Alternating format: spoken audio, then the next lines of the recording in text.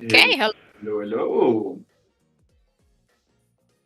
I think with this we are live and we are able to be heard and we are able to rumble, I'd say. And we're able to welcome all the viewers. Welcome to the first game of today. And it's a special day because we're gonna be streaming two best of threes today. And the first one we're gonna watch is, I think, one of the fan favorite teams of our cup, being Schwabensieger voor Ere, Oh god. new esports gaming. How was that? How was that for my German? I first didn't understand which team you meant. That's rude. That's just Really? that's just Sorry, completely sorry. rude. It's perfect. It's perfect. I love Welcome it. everyone. In the server, you can go vote for the team that you think will be winning this game. Let us know in the chat what you think. And other than that, so we are actually ready to get right into pick and bans. And today it's gonna be me casting together with Meister Fluffy. Who do you think will take it away? I'm a bit torn because I kinda I have a sibling rivalry with Anna going on, just because I kinda want the Germans to win, because of just national brotherhood. But on the other side, I want to be the only German, so I'm gonna root for whoever is winning. Well, me too. And the thing with Anna is, you want to give it to them, no? You Yeah. really wish for them to get their first victory, and yeah, maybe we'll see it today. Today is um, yeah, the first game of the third game of this series, the round 4, I think that we're in. And in the middle, you can see the standings. We're at a fourth of the way, yeah, almost. And look at this overlay. Can we I want to do a shout out to our newly formed um, production team, as they are incredible with what the amount of work they have put in. You can see the white logos. You can see all the names coming up. I do And believe it is getting better week for week. I apologize for being a bit quiet. I'm giving my best, being the technical helper in this server right now. oh, all good. And yeah, something else you can see is the bands. We see two top lane bands, Darius and Jax, both really oppressive. I'm curious to see if they will ban the Aatrox away, because as I know really well, our Terminator, my little cousin, he's an Aatrox main, and he levels up when he has the champion in his uh, hands. And today against Gunther, it will be a tough matchup because Gunther has been the shining the brightest, I would say, from Anna's perspective. Actually, in the lanes, he has been really strong and maybe even sometimes dominant. So I would love to see them match up together. My eyes will be focused towards top lane. And with that, we conclude the bans and get ready for our first pick. And then we do see the Darius Garen ban. It's very targeted on the top lane. Caitlyn is just a good ban in general, very strong champion right now. And we do see the Lucian first pick, which is a good pick, especially because Peck did ban the Caitlyn, so they do have to answer Lucian, a very dominant, aggressive ADC, with probably something with range. Yes, and we haven't talked about this, but they leave the Zyra open. Zyra is like the 1 million points for our ungentle Bang Rox. He's been craving to play some Zyra in the league. So the fact that they didn't ban that one might Rocks to suggest my that point. they're in for a world of pain. That's like he would like to say. And uh, as you pointed out, the Lucian was picked and the Nami was still left open. And that's exactly what we're going to see with a safe Veigar pick in the mid lane to kind of give them a solid way into the late game if they get there. It is a bit weird to pick a Nami Lucian together with a Viger, though the Lucian does also scale, but they do have a much better early to mid lane game, and as we can see, there is the Gangplank just trying to match it. Also, Zyra Jin, a very underrated, disgusting combo, as long as Anna they will not pick any tanks, because Jin into tanks is not very fun. It could be a Gangplank mid, by the way. Um, I think, if I'm not mistaken, last time we saw Gangplank versus Jace in the mid lane in a game of Premium Esports Gaming. Um, but yeah, it's going to be up to Anna to secure some more bans, and we'll see what they think is going to happen. I think the Veigar pick is very comfort for the mid laner. That's the kind of the champions that he likes to play. Last weeks we've been seeing a lot of Xerath. Now the Veigar goes a bit in that stay back, deal damage kind of champions. I do like to see the Nocturne ban here, actually. I don't think he's that good of a champion right now, but he does provide a lot of utility and especially pressure. And I don't think that they want the pressure from the enemy jungler on their bot lane, nor on the mid lane to keep the Viger down. Yeah, exactly. And what Nocturne also does is it distorts a lot of the communication. So if your team isn't fully locked in and ready to deal with a Nocturne and a blind, then his ultimate can actually be a nightmare.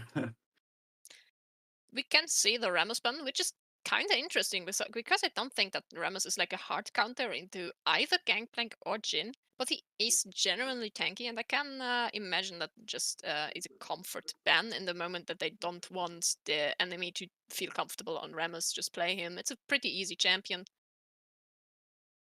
Yeah, exactly. And maybe it's also a bit of a comfort. Maybe it's been some scouting done. And with the set lock-in, it will be Gangplank in the mid lane.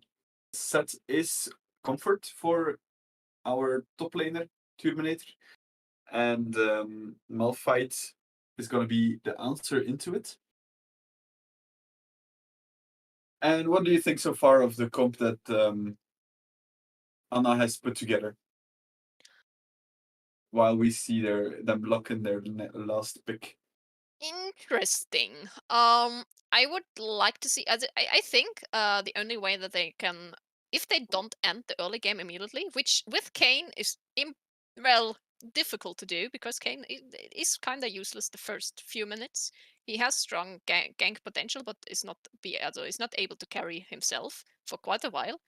I would like to see the pressure on the bot lane just to get Lucian and Nami ahead, because if they fall behind, I do believe that they are damn useless the rest of the game. With the Viger, Kane, they do have kind of the mid and late game maybe in their hands. If they can get the Lucian and Nami to just grow with the team, it might be able to beat them. But the late game or also the mid game of Peck is just incredibly scary. Fiddlesticks. That's actually a good way to round it out. Although, unless the set goes full tank, they don't really have a front line. But yeah, with the ultimate wombo combo, they can actually pretty 100 to 0 them in an instant. Something that's really pointing itself out for me here is just the overall reach of both teams. With the oh, League of Legends just popped up, scared me there for a second. With the Gangplank and Jin, almost a wide range ultimate combo. The set is kind of an outlier, I'd say. I mean, he might be able to do something with the Fiddle Zyra engage, but the rest of the team likes to play it a bit slower, a bit laid back, kiting the enemies, poking it, looking for picks, and the set is kind of. I'd like to see him on the side lane, I think, because I don't know what he wants to do in the team fights. It seems to me that what he wants to do is just maybe find a flank, maybe find a good target to pull back into his team. Although, what will be most important to be watched for what I think is vision. If premium esports gaming can work around the vision and can come from all different and weird angles, Anna is gonna have a really tough time grouping together and staying safe. So that's gonna be something to keep an eye out. And how can Anna control the vision? How can they place the right wards to spot the set flanking, the fiddlesticks ulting in some weird angle? And I I would give the edge over to premium esports gaming in this one, just because of the ease of execution in a way, uh, especially in team fights. Then I think um, Anna has a lot of single target pick potential. So if premium esports steps up too far, they could get blown up in an instant. But yeah, that's what I believe. That's what I think might happen. But how do you see it? What is your I where just wanted does to your agree edge with you come? completely. I just wanted to point out the single pick potential on side of Schrabenseher für Ehre is pretty big. Just with the Viger cage, the Malphite ult, the Kane can follow up basically everything just because of his mobility. And the Lucian and Nami are just a nice way to dish out some how is it called? Damage, immediate damage, burst Mhm. damage. That's what I was searching for. Yeah, and something else that I want to see is I know in this league and overall, bot lane is really strong and there's a lot of attention going into the bot lane. But honestly, I would like to see Anna's jungler go for top lane for two reasons. Because then he will get the red cane easier, and top and mid should be his focus, because a general idea that people talk about when it comes to global ultimates, which Gangplank is known for, obviously has, uh, is attack the global. Because if you are going as the Kane to gank mid or counter gank mid, bot, sorry, if you're gonna focus on bot, you will always lose as soon as mid lane has level 6, because there's always an advantage with the Gangplank ultimate that he can immediately throw out. So yeah, it's gonna be interesting to see how this game pans out.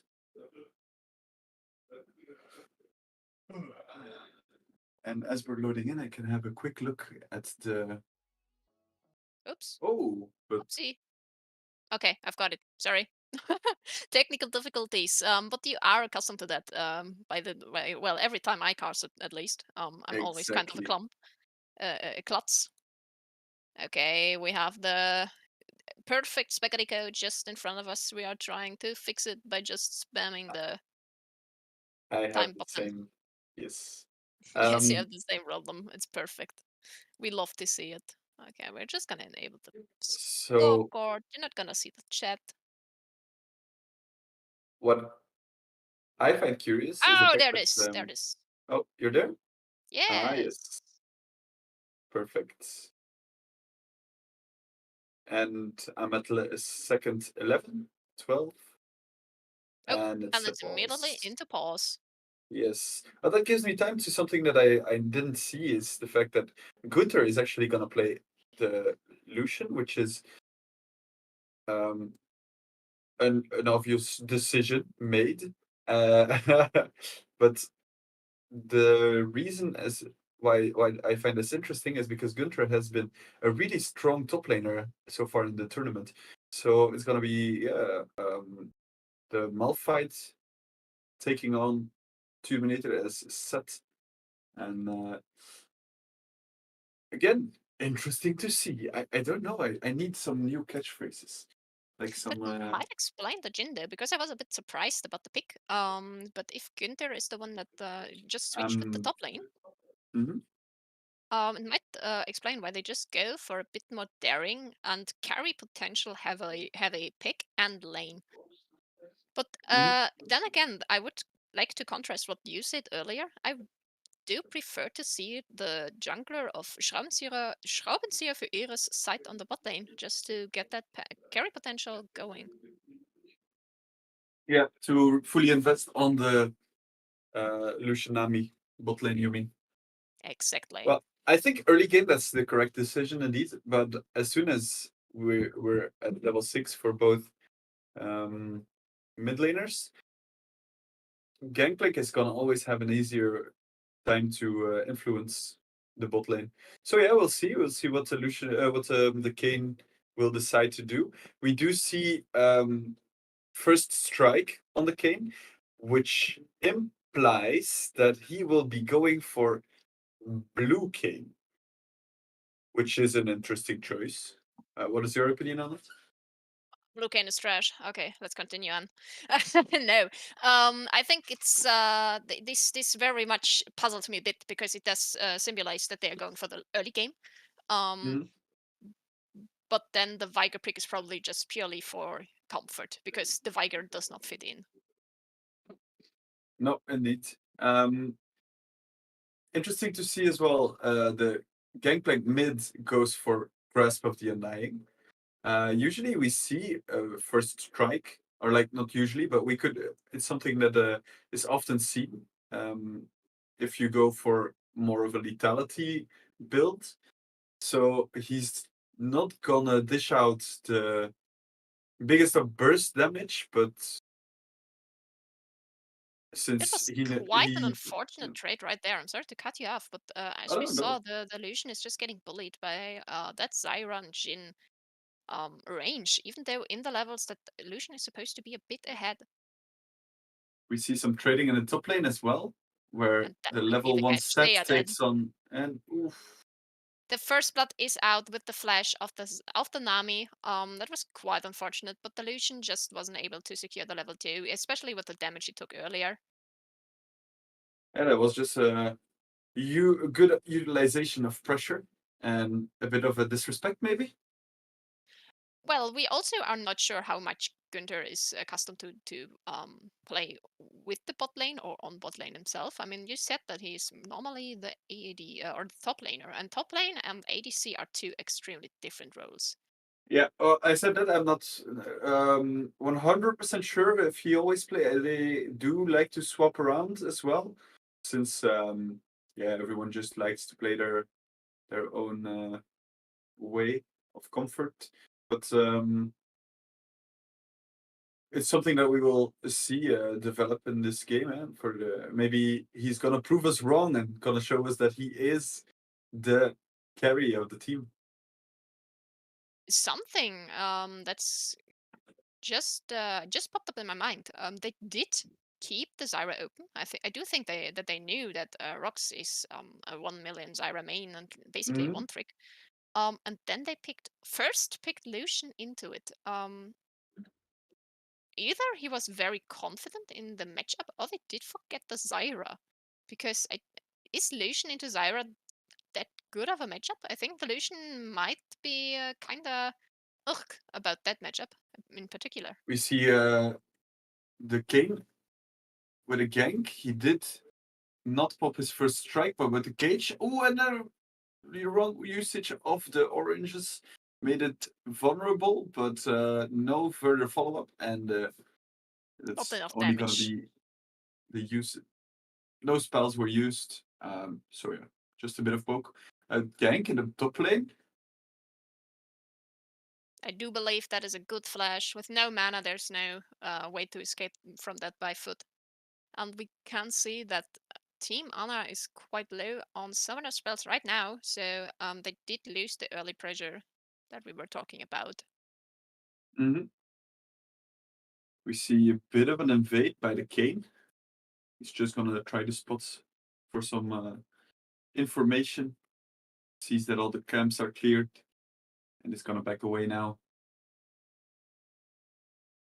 The bot lane from Premium Esports did get a good recall off, and they have a lot of damage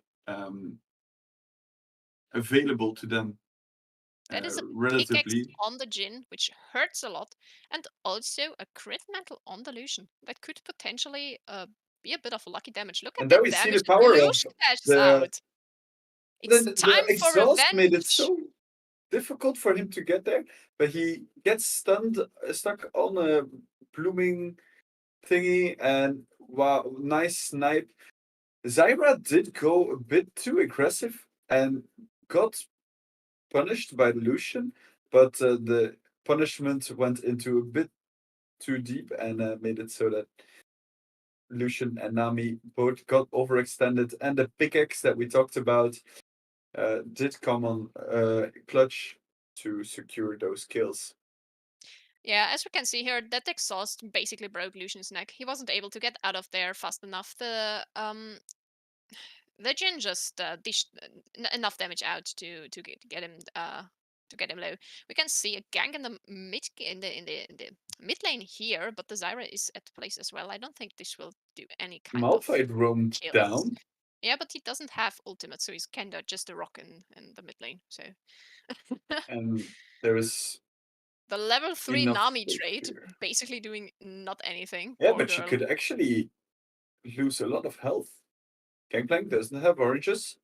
Is stuck for now with an ultimate. He tries to clear the wave, but with the combination of Malphite Earl to although Zyra roamed to mid lane, she's now caught in between the bot lane of the uh, Anna, and yeah, I I forget names just want to sometimes in point the middle something of the out, thing. Urbane. Wow. I'm sorry Yes, to interrupt you there, but I just saw the Nami bubble onto the ADC, so he was able to catch up and get into the fight sooner. I'm so proud to see that because many people forget that is her passive. You can actually bubble your teammates so they get movement speed.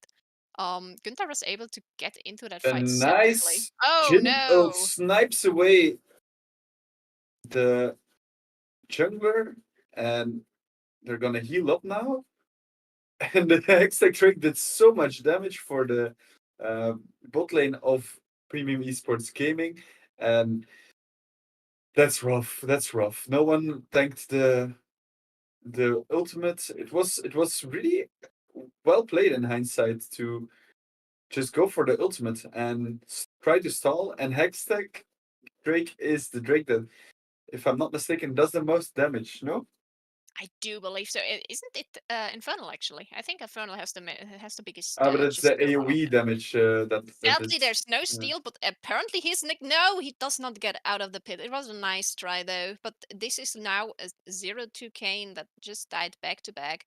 He had no time to farm out or anything. I do believe that we will see a big money gap here as well, especially with the 6-0 Jin.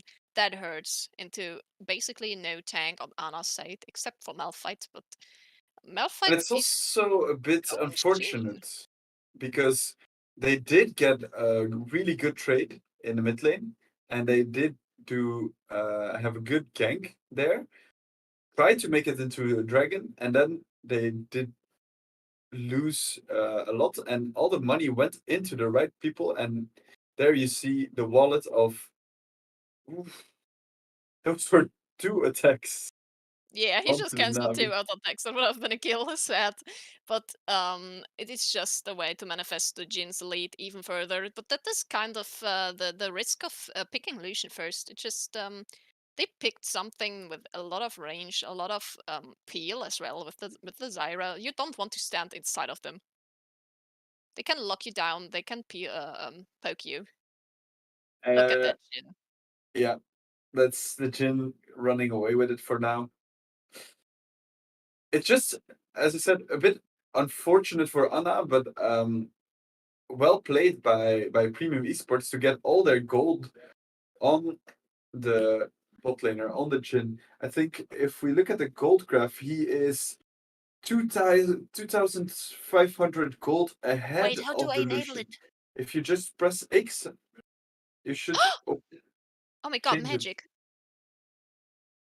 I've never Exactly. seen this. And Kane tries to roam down, gets a Q out, good Lucian calling, but the Gangplank ult slows the Kane down so the Jhin can follow up with a flash and secure another kill and become legendary. To be fair, the Kane saved the Lucian there probably from his inevitable death due to the Jhin ultimate. I do believe that they have to just give up the tower there. I don't think that anyone can match this Jhin except for maybe a Malphite ult, Vigor ult, just everybody piling up on that Jhin. Yeah, now it's gonna just be a matter of this is so oppressive. Zyra roots into the Jhin roots and you can't go anywhere. Oh, this might be Lucian the does case. overstand, but the kill goes over to the Nami, and Sad, sad, due to that the makes ignite. Gangplank is pretty low. An ultimate by Kane. Oranges to heal up Oh, that is will quite be unfortunate. slowed, and yeah, that's just dead. Top Kane. lane, we just saw a flash ultimate safe from the Malphite there just to get out of the trouble, which is probably the right call. I mean, and also the Kane going in so deep. Can you blame him? Like at this stage of the game, He just has to you take just the want to risk. try. You see the low health bar, I also and believe indeed. that the Viger unfortunately did not get his ult off, which I do think could have landed a kill if he was able to. We didn't see it entirely, but I don't think he was in range anymore. So the Kane ulted just to get the turret aggro off of him, and the Viger wasn't in range anymore for the ult to get him low enough for the Kane to kill him. And yeah, it makes it so much harder now for Veigar to lane, even though he did do a pretty good job of keeping the Gangplank at bay. But with Trinity Force completed, his wave clear is gonna be too difficult to deal with, and now the Gangplank can get involved into bot lane as well. It's rough. It's rough to get find some kind of footing in the game. I mean, they are 5k behind with the dragon. All the gold is on the carry though, so if they are somehow able to get that Jin out, oh, will they? Yeah, that will be a double kill. Yes, Oh, the well played by snipe! Moonshade there. Look at that Wow. snipe. I'm proud of him. Ah, I mean, I do believe that their only choice is to somehow lock that Jin down and get the shutdown on one of the carries. Maybe the Viger, so he could go for a solo carry. But that is, if that miracle will somehow happen, maybe I would love to see it just to make it a bit more. Yeah, and also eventually, like you said, get the shutdown on the right person, the right target, and actually by tower diving, he gave over his shutdown, but by killing the Lucian right at the end and the ignite on top of him, he gave the shutdown to the Nami, which is not the best It's person you quite want to have this unfortunate moment. and kind of useless. Let's say it like that. Yeah, well, But I do believe that they were just like happy to get the kill. yeah, exactly. Like that's why I didn't want to say like it's bad overall because of course better to have the shutdown than No not have shutdown. it. Kane trying to for the go for the steal, but he goes over too late. I It's a do believe they second have too Drake. much burst to steal any kind of Drake right there. With the Jin, with the Gangplank, with the Fiddlesticks, they just time their abilities, press smite, it's gone. What a nice cage, but it is not enough due to the orange. That is The quite sad because orange, the the Viger, flash, and ah, it just gets deleted. he was ahead in the lane, but that kill under the turret just gave the Gangplank the little notch he needed to oppress him.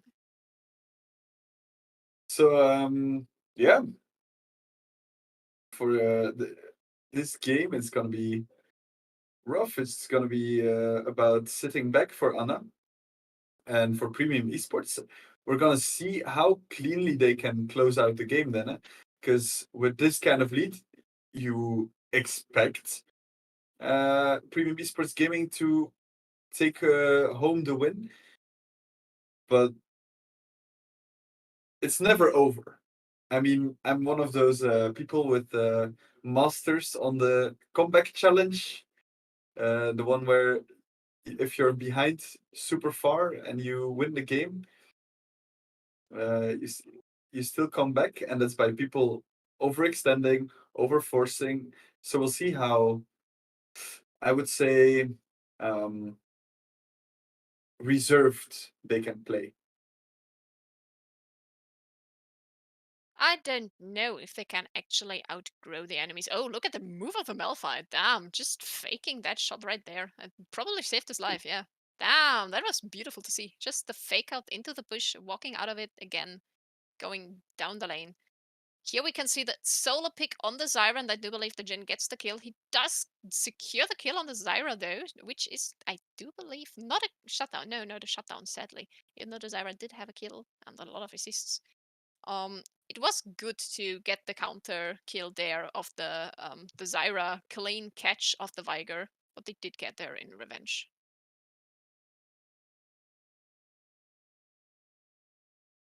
In the chat there was a bit talk about Rabane about the Malphite build. Yes. Do we want to speak about it? Well, I haven't found the right moment, but yeah, maybe now that it's a bit calmer, we can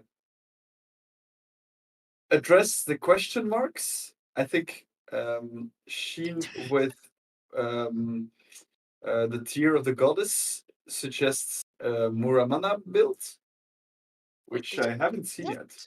Muramana, and isn't it more of? I mean, I don't know. Does he go for the tank tier item? I mean, it's quite bad at the moment, but I liked playing it when it was viable. Viable. Uh, And I do believe that Sheen might be for the Iron Fist Gauntlet. How is it called? Isn't that built with yeah, Sheen? um, Frostfire Gauntlet. Yes, yes, that's the one. I'm not sure actually, I but do yeah, believe could be that he bought a tier to buy the uh, Winter's Fimble something. Whatever. Fimbulwinter. Yes, it's the Fimbulwinter. Fimbulwinter. So he's going Um, for an auto attack based build with the Froststrike Gauntlet and the Fimbulwinter just to slow the enemies into oblivion. Which is actually, I don't believe that it's a bad build. Oh, look at the Viger and there we catch see just the from the route Zyra. into W, and yeah, it's a really nice match. Uh, They might be able to get a kill just here, catching them off guard. Oh, the Kane is that sadly got the W overextending? damage off. But they did get the 2 Mm, kills onto them. The that rest was of the team is roaming top lane though, just to counter the enemies. There again, we see the beautiful Jin ultimate. Oh, this time he will maybe not get a kill. Oh my god, that's the first time. But it was enough to stall the Ana team and just waiting for Gangplank and Zyra to show up to secure the kills. it was really well played to keep control and like fend off the tower dive, but with the roaming team, um, the Jin, the Gangplank, they were all there ready to clean up.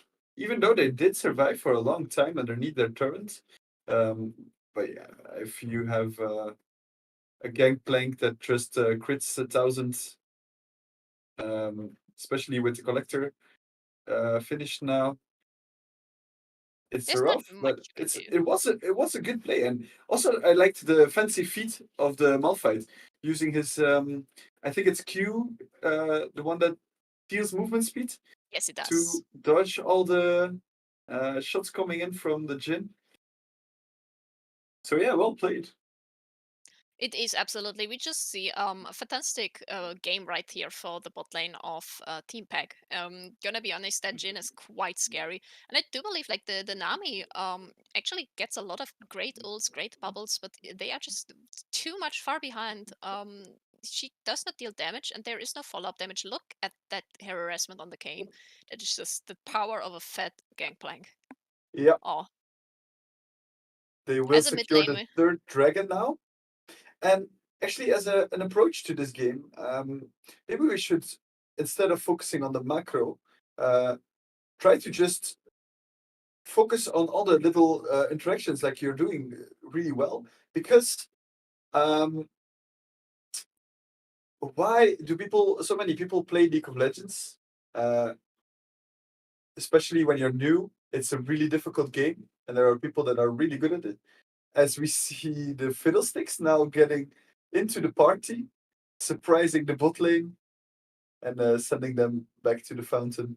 as a mid lane game, like as a mid laner, my heart goes out for the mid laner Alsvartur of Ana.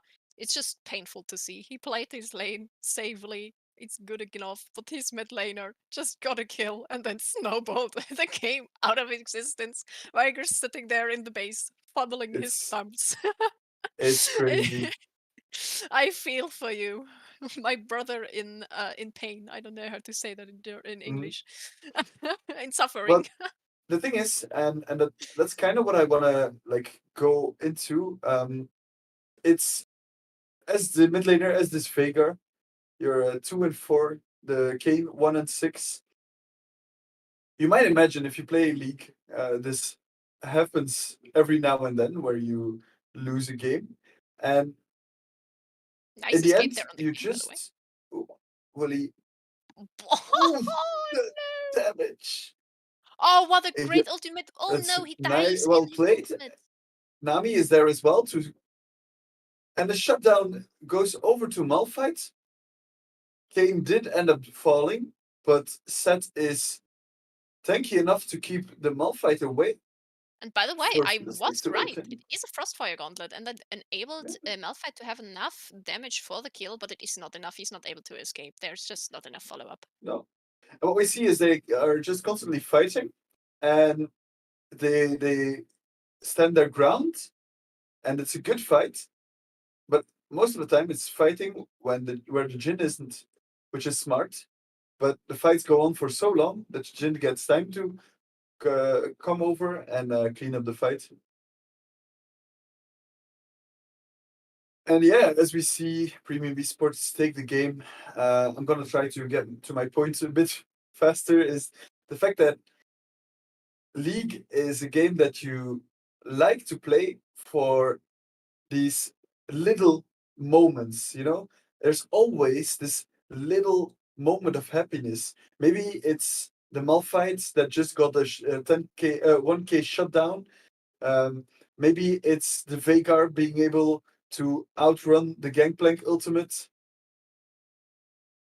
not die to the Jin ultimate. You see, like, this is well played and this makes you happy. And okay, you're losing, but it's always these small little victories that make you want to get better in the game, that make you want to come back and retry because you got a triple kill, you got a kill on that way too fat gangplank that is gonna escape with little help. But Vega, again, great those Vega beautiful Nami cage. bubbles. She did get the gangplank very comfortably. And I do believe that is the death on the Vega. Yes, the Jin is just such a menace. Look at him racing through the team. He is playing it perfectly. Yeah, that's well played, and I do believe that we will see Premium Esports close the game out. Kane just gets deleted, and this makes me wonder: is this Gangplank mid? It's the second time that we've seen it now, and I'm gonna be honest, that disrespect, he deserved that. yeah, He makes deserved that. sense as well. He didn't get executed, and yeah, with that, we're gonna see the end of the game.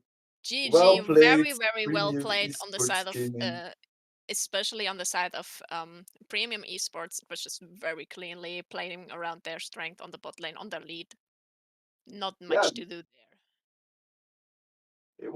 it was a clean game by them, and um, now we're having a look at the stats in the post game lobby.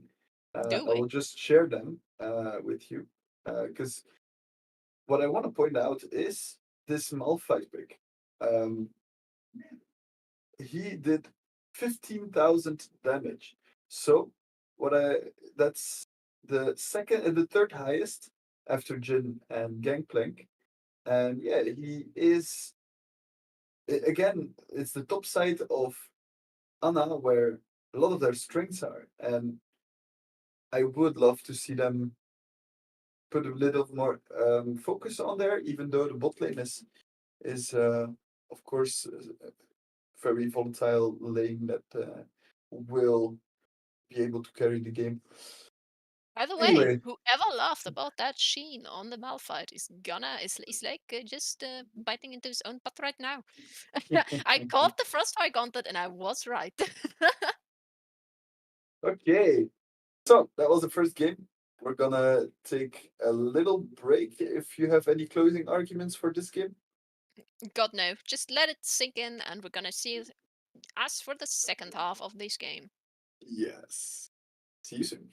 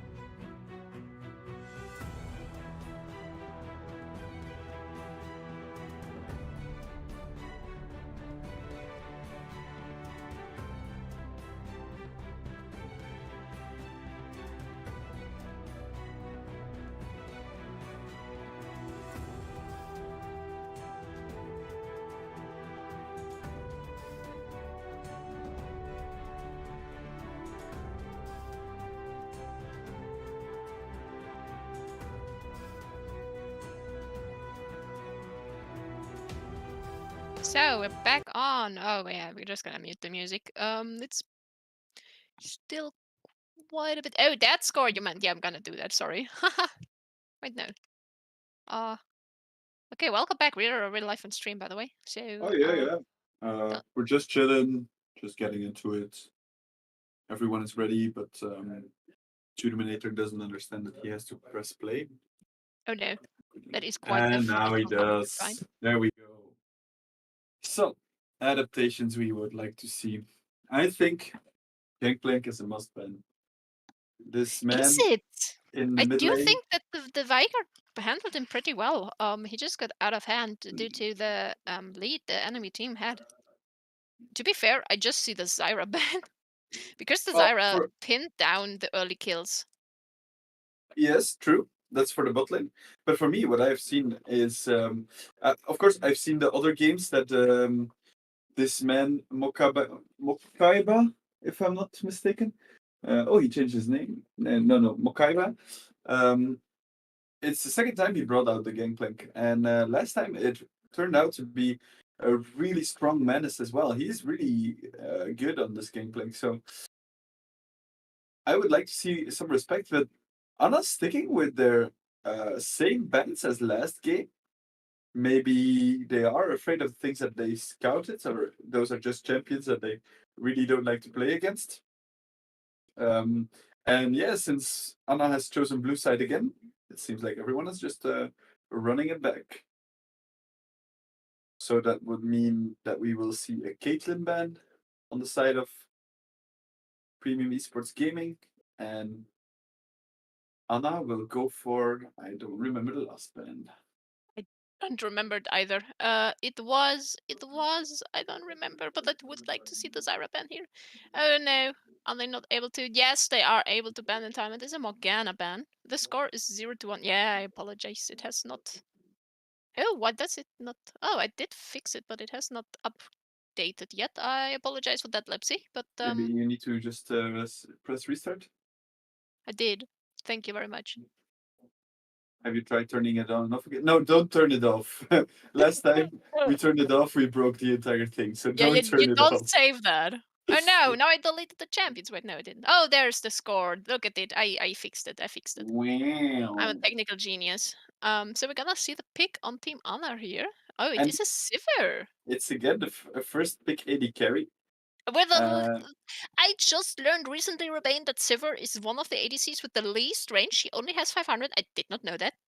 yes, yes. But she makes up for it with her W. And what's good about Sivir at the moment is, we can talk about any pick in a second, but with the Navori quick play changes, she starts critting at 40, so you can buy it a second item, and that makes it that you have almost Earth-like W spamming. So that's why the Sivir is now actually a fairly decent champion.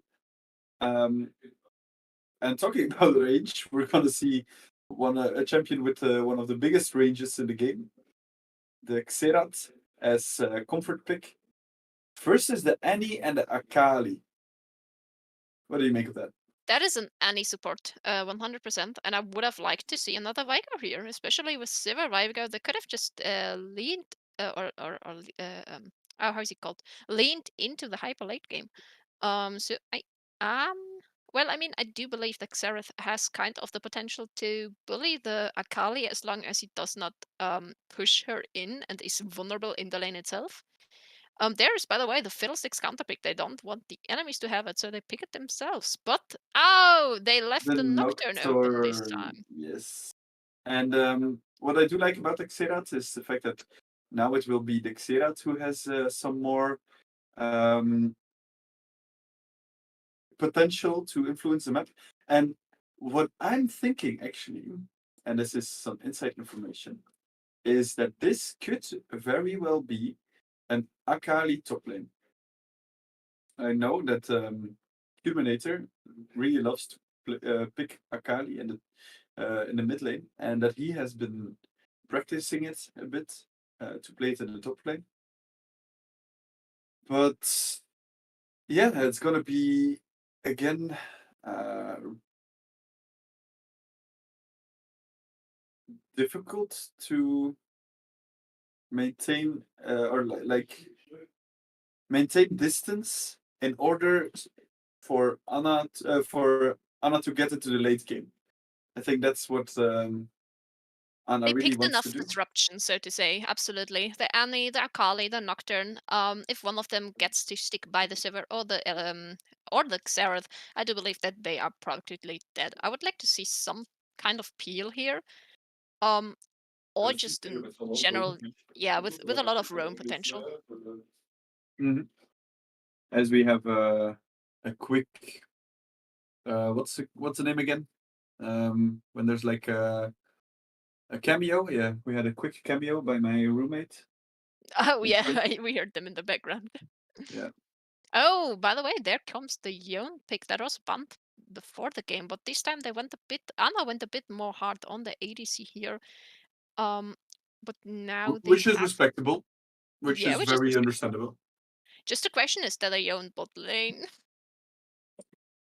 or top lane. We might see some experimentation by Premium Esports Gaming. I mean, they are one game ahead, so they do have the safety of maybe being a bit, what's it called? Um, innovative. Is that a word? I don't know. In no, I don't know how to Innovative.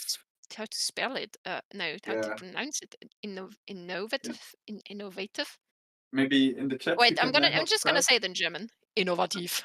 Well, there we Yeah, go. perfect, perfect. Oh, Ilawi. I love an Ilawi pick. It does look like it's gonna be Akali top and Yone mid, and then the Nocturne in the jungle. Um, with the any pick, they do have a lot enough balance, I think, regarding ADAP, and then a Vayne pick. Vayne can be quite disgusting just because she's able to stick by them so extremely well. But on the other side, they do have like a Swain, an Alawi, a Fiddlesticks, which love if you want to stick to them. So this Swain pick is a bit, I do think of an experiment. So I'm open to see where it goes. By the way, that is a Swain support, I'd guess. Yeah, and actually, to be honest, uh, I'm gonna sneeze. last Ah, game, oh, bless you.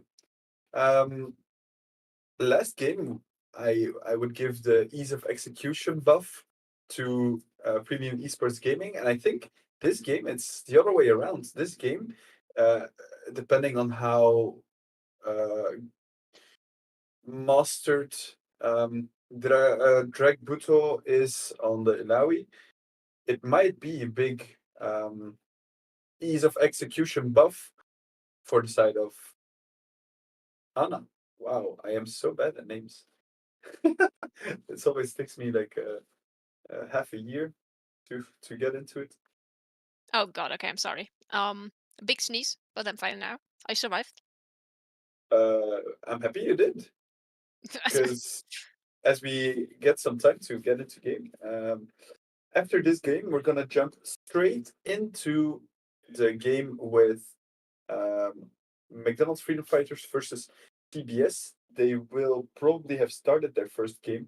This is, of course, if Premium Esports win the game, which it will be on them to push the game. It will be on Premium Esports to find the advantages because if Anna gets to get to late game, they have more than decent enough AOE ultimate damage to maybe keep Premium Esports at bay. They gotta be aggressive here on the side of Pig. I believe so as well. But we're gonna see how it goes. I mean, we did see in the earlier game, they even had a scaling comp, but they still played quite aggressively. So I'm very confident that they're gonna probably pull this off.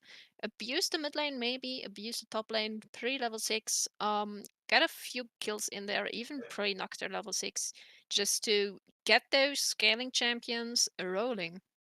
Mm-hmm. Mm-hmm, mm-hmm, mm-hmm. So yeah, we're gonna see how this Ilawi works into Akari, because unless Terminator is going to play the Yone, which is also possible, um, but there's going to be a lot more emphasis on the top lane again. And in bot, Annie is supposed to be really OP broken at the moment. So yeah, we're gonna see. We saw the Annie yesterday in the series, like, placeholders versus. I think it was no, it wasn't HD. It was who are you playing? I can keep thinking myself. Blah, blah, blah, blah, blah. No, I don't remember. Anyway, we saw it in the mid lane, played by Meister Fluffy herself. Oh yeah, I do true. I did play that Annie. Well, to be fair, I was kind of just frustrated because I'm not allowed to play any of my champions. So What do I you just go mean? wide. I don't care anymore. I'm just gonna play whatever comes into my hand. Annie was quite fun because she's just so simple. And really impressive at the moment. And of course, yeah, we're all waiting to see you play your Anivia in the mid lane. Ah yes, the That's Nivea main and the Vex main, just sitting here, right here. You're gonna wait for that legendary encounter for quite a while because everybody keeps banning Vex. I thought yesterday someone made I think it was Rabbit who said in the interview, oh yeah, we'll have to keep that for the All-Star event in the end. Yes. So yeah, apparently we're gonna have an All-Star event, which is awesome. It's not only like I've also heard Stewie come up with the idea, so it's definitely something to look out for. All-star event. Okay, I'm ready for that. Sorry for my fiddling. I was just trying something. By the way, the zooming out, it never works if I try to do it. I did it, but for me it's so Control Shift W, and then you can zoom out. But I have Azerty, so for you that would be um, Control O. As we see a level 1 by Premium Sports Gaming flashing onto the Swain. Swain does not get away, and that's a first blood for the Vayne. The only champion that no, okay, they all want Snowball, but Vayne is gonna be again a menace, and that's the second game now that Moonshade is set up for success. And we saw last game that he can close out the game. So about the zooming out, if you press Control, Shift, and the Z from Zoro, then you should be able to. Nothing is happening. Nothing is happening. It just does not like me. It does not like me to zoom. It does not work for me. I'm So not sure why. two buttons underneath the Q. So I Yes, don't know what is underneath Q. I've already tried every button, man. No, I no, no. apologize. You gotta. I don't know what's up, but At League least of we know Legends. now if you press O, then you put the scoreboard down. Only issue Oh with yeah, that will that works. be, yeah, Yeah, not only the hot touch. issue, Not yeah the hot touch. yeah. We There's will quite take all some. your suggestions, by the way. Um, that I've seen some people posted suggestions, which Oh, is there was quite a super catch awesome. on the Annie, by the way, but the Sivir does not. She does have s- stun. She stuns this way, and That, there's no more damage left. sadly, there could have been maybe a kill on the Annie there, but Gunther was just too intimidated by that Vayne. He did not trust himself to step up there, get the kill. Yeah, but and the Vayne also has first blood, extra dagger, extra potion. So Yeah, but I and do they believe that are they. level 2. Yeah, I'm just concentrating on Ilaoi trying modeling to the scoreboard. push the Wait wave for From. underneath the tower. We see the Fiddlesticks in top lane. Nice E from Ilaoi. She will kill the Soul, which will make the Akali have to play underneath the turret. But in the meantime, with the information, the Nocturne has chosen to invade on the blue side. Fiddlesticks will now see that blue side is gone. And he doesn't check the brush. Now he does with the Scryer's Bloom, so another E lands from Ilawi, but Nocturne has already secured the blue, and with that, there is no more follow-up. Can't believe I'm so frustrated that I'm not able to zoom, man. Well, It does help a lot. Let me like it's really nice to be able to zoom out, just so you know. oh, thank you so much for rubbing it under my nose. Oh, Look at that oppression. you are most PG, welcome. And another buff stolen, and Fiddlesticks just can't do anything. That's two buffs. That's a 4 buff start for the Nocturne. The PG is just Fiddlesticks is very gonna. comfortable in their playstyle right now. They do know what they can do, what they're allowed to do, what they're not allowed to do, and they are abusing the fact that they can just run that Fiddlestick in his Swain Fiddlestick stand in his own jungle. helping out with a nice Q. The only pressure we can see here is the allow in top lane, by the way, and I do believe it's the only lane that is slightly ahead in farm. The jungle is behind, the mid lane is behind, the bot lane is behind by a far amount. So they And do have to play it back to front the whole game. Ilawi is oppressive to play against. Once she gets a good setup, like you can see, all the tentacles are in place. By the time Akali finally gets to clear a tentacle, the passive is back up. So this is going to be a nice point of contention. Like I said, previous game, I would love to see more attention given over to the Ilawi to really help her be a menace in this game. That is true. The Fiddlesticks just went away, and the Nice bot trade in the bot lane lane. engaged a bit on a trade here. Nocturne is top lane, so we might see. Well, no, he will not do anything because the Akali is just too low. In the Xerath has a very hard time just by the hard engage of the Xerath. He does trade him, but he does have the problem of the mana. Günther is being caught here. I don't believe that he's able to run away from the Vayne passive, and no, he's Nice not. try by the Swain to get her out of there. What a Akali great might die. She passive does by kill! the tentacles. And that's That was the quite a nice impressiveness of smash. Ilawi, indeed. I just also want to focus on just how sweet both of the teams are being to each other. It's quite a positive atmosphere in both teams as well. So we do love to see that in our Sunday Cup. Yes, that's what we're all about, aren't we? The Crimson teleport in the mid lane just to secure the farm lead even more. The Yone is really impressive to watch Xerath. Is that surprising for you, or did you see that coming? Uh, so the thing is that the Yone can can't really play from a distance. So what Texera wants to do is he just wants to throw out his abilities and clear the wave. But at the moment, his wave clear is a bit lackluster, and that makes it so that with combined with the level lead that the Yone had, makes it so that as soon as the Xerath steps up, Yone knows how to punish. And I think that has made it so that Yone now gets this small lead of 20 minions, which is about the same as a kill and an assist, no? Oh god, you asked me too much there. I've been playing for 10 years, but goddamn, I've never counted the kill gold. Because you know what? It changes every fucking season, man. In general, a normal kill is 300 300 gold. gold. Yes, yes, I know that much.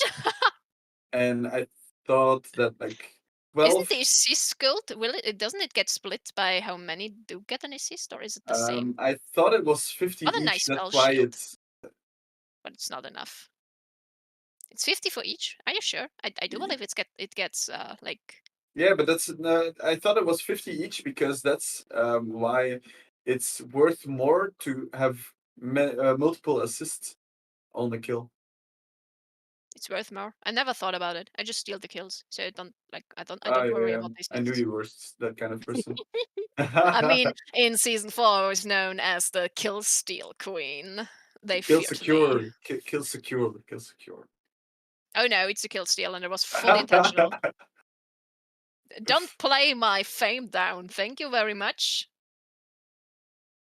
Oh, we Well, can't see an engage on the Swain there, but the Annie gets the double stun on both of them. It doesn't lead to a kill just because the Vayne is just too far behind. But, well, that's Annie. Just an AoE stun, casually.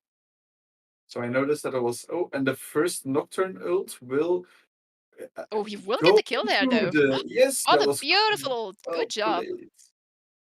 The The double buff Nocturne to the being Xerath. a bit too greedy and thinking he can dive Xerath underneath the turret, but Xerath is surprisingly good at like Kiting uh back. kiting back exactly. And with You're his welcome. stun and slows, it's sometimes really difficult to get on top of the Xerath. Once you're there, it's easier. But yeah, if you turn dive, then you're basically signing your own death certificate. I also just want to point out that the bot lane is holding them, well, themselves up quite by a bit. So we can see here, like, they have not really died any additional times. They just got baited by their jungler once. As we just follow the Laui smashing the Akali, very fun. And I love this champion, to be honest. Like, It's very funny. yeah, it's just and another E. Actually, she could get a kill with it. That's an amazing ultimate. Not smart, like disrespectful from Akali, but really well played. Nice timing. I do believe that Waiting is a until sign Akali. of a Yeah, top laner that did not play against an Alawi often, because that is just a basic rule of League of Legends that, oh my god, the second which Tibbers it out, and that will which get them a is double kill. to be honest. That was well played. Nice, getting into the range. No CC on the Annie there, and by the way, that's the basic Annie skin, so I fucking shame Ungentle Bang. What is these rocks? Where is your cash? Uh, and if he's been around for a while, so he must have the 10-year anniversary, and He because that should was a have. pre-scan. Jon is not able to follow up on that gank. Quite nice escape from Alvatur there. And to follow up on the Ilawi matchup, it's funny because I do like my Ilawi in the top lane, and I actually played some 1v1s against Terminator, so he should be used to playing against the Ilawi, but maybe not as an Akali. Um, Maybe he was expecting more of a tanky uh, opponent. That might be it. Something that I've noticed as well, by the way. I mean, that might be. Oh wait, no, never mind. I'm gonna Yone save that getting because caught that out. is a Everyone quite collapsing on the Yone a hit on the Yoni. He's and not ult. able to escape that. I mean, it was a nice ult, but you're gonna get pulled back, my friend. He ooh, and it goes into the Ilawi, and actually that's Oh, it was almost not best his case E. scenario. It was the Ilawi E. Oh no, I saw that. I thought that the Yon just ulted out while his E was still active. That was quite a nice catch on the Ilawi there. Whoopsie. Yes, but nice sidesteps. Like so many things that he dodged with his um, sidestepping, like the Xerath ultimates. But yeah, this Ilawi tentacle is not many places where left to go. As I Holly just lost a lot of time on top lane there. She might have been able to get a plating because she saw the Ilawi. So I'm not quite sure, but she fell back and is not backing.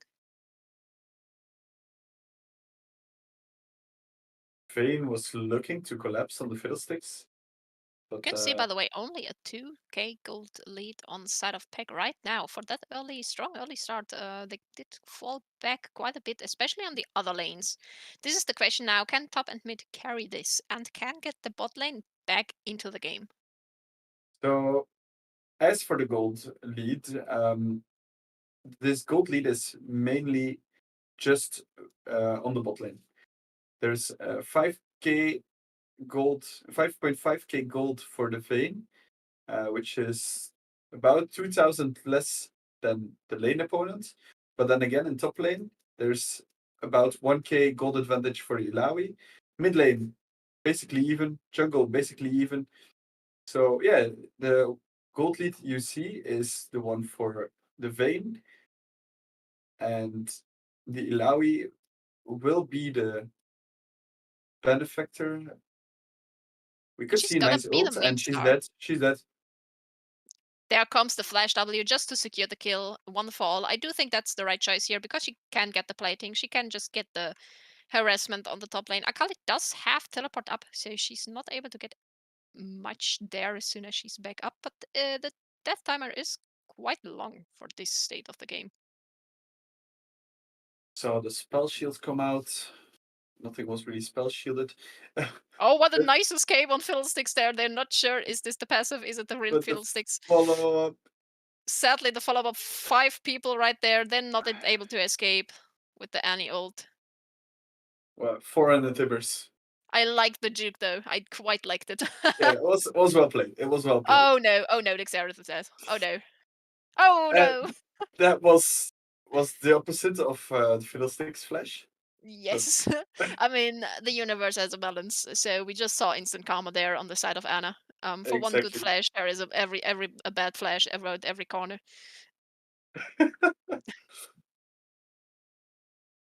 By the way, on the jungler again, Futures Market, he did have that on Kane as well. I'm not sure if Future Market is something that is often went on junglers, just because gold is already tight. The question is the thing that you're buying.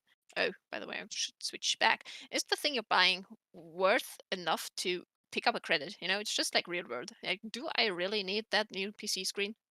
Do I really need a little amplifying too? Just Yeah, to pay it back it's in rates? It's bad. it's It's a trap, guys. It's a trap. interesting, but on the other hand, I don't think there's like a big payoff in the sense that like when you go first strike, your other runes might be cosmic insights maybe. What else? The approach I mean, he thingy. could have just wait. No, it's boots. Oh, What's the second? It's future market. Annie missing her Oh, the ult. Swain dodge Twain there. getting out, Very nice. He having will enough escape. drain. And we can see a 2-level difference on the top lane. That is just very that is I cry for that Akali. Look at her just getting slapped by the tentacle. And there's not much the Nocturne can do either, because Akali the Delawi just will smash. Just ult. Oh, indeed, and like when she goes for her E, Akali is just waiting for her to come in, There's another just gank stepping on the into range of the Yone ult, and yeah, getting caught this out. time it is a success because they are together. Every other time they were split up, so either If the you ult right now as Ilawi, you get a kill. For the simple reason that she already your ult. tentacles Oh go no, super wait, fast.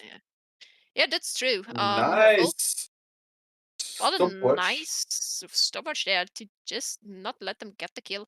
That is Maybe true. future If you, market just saved him because maybe he had the gold to buy the stopwatch now. the stopwatch is pretty sure from his runes. Uh, uh, sure. Sure, sure. If you mean, if you think that. That is true. Her Ilawi ult does enable the other tentacles. Oh, by the way, the bot lane turret is down, and with that, she will The just get Vayne the double might be kill dead there. with the exhaust. Swain is getting, but Moonshade is just destroying. That is just the problem of a fat vein. And again, there is somebody getting picked or catched by the Tribush. I do believe that is the Tribush of death for Team Anna right there. There's been a lot of dead bodies laying around. So, how do we have fun? If How we're do we Team have Anna. fun? I'm having a lot of fun right here. And No, especially because as Team I Anna. gotta keep the fun up because I'm gonna. Oh, there's another gank on the mid lane. Yeah, not much you can do. It's just they're just going around picking up people with 4. That is quite mean. And you have so much potential to just go all in. And I can see why they banned the as we see two fat members fighting it out. With the ultimate, she might get enough damage onto the Vayne. The Vayne has to back off a bit further. Civil running away. Nice running. I like it. But They will just the secure the pressure, Herald. yeah, gives them the Herald. And Ilaoi is a bit vulnerable right now without her ult, so if they think of just going in for that, oh, look at the squishy Swain. I like Swain, but if you get behind, you're just a little squish bag. Ilaoi, You just go squish, squish. ooh, great ultimate from Annie to not follow up, and great shutdown on the Annie.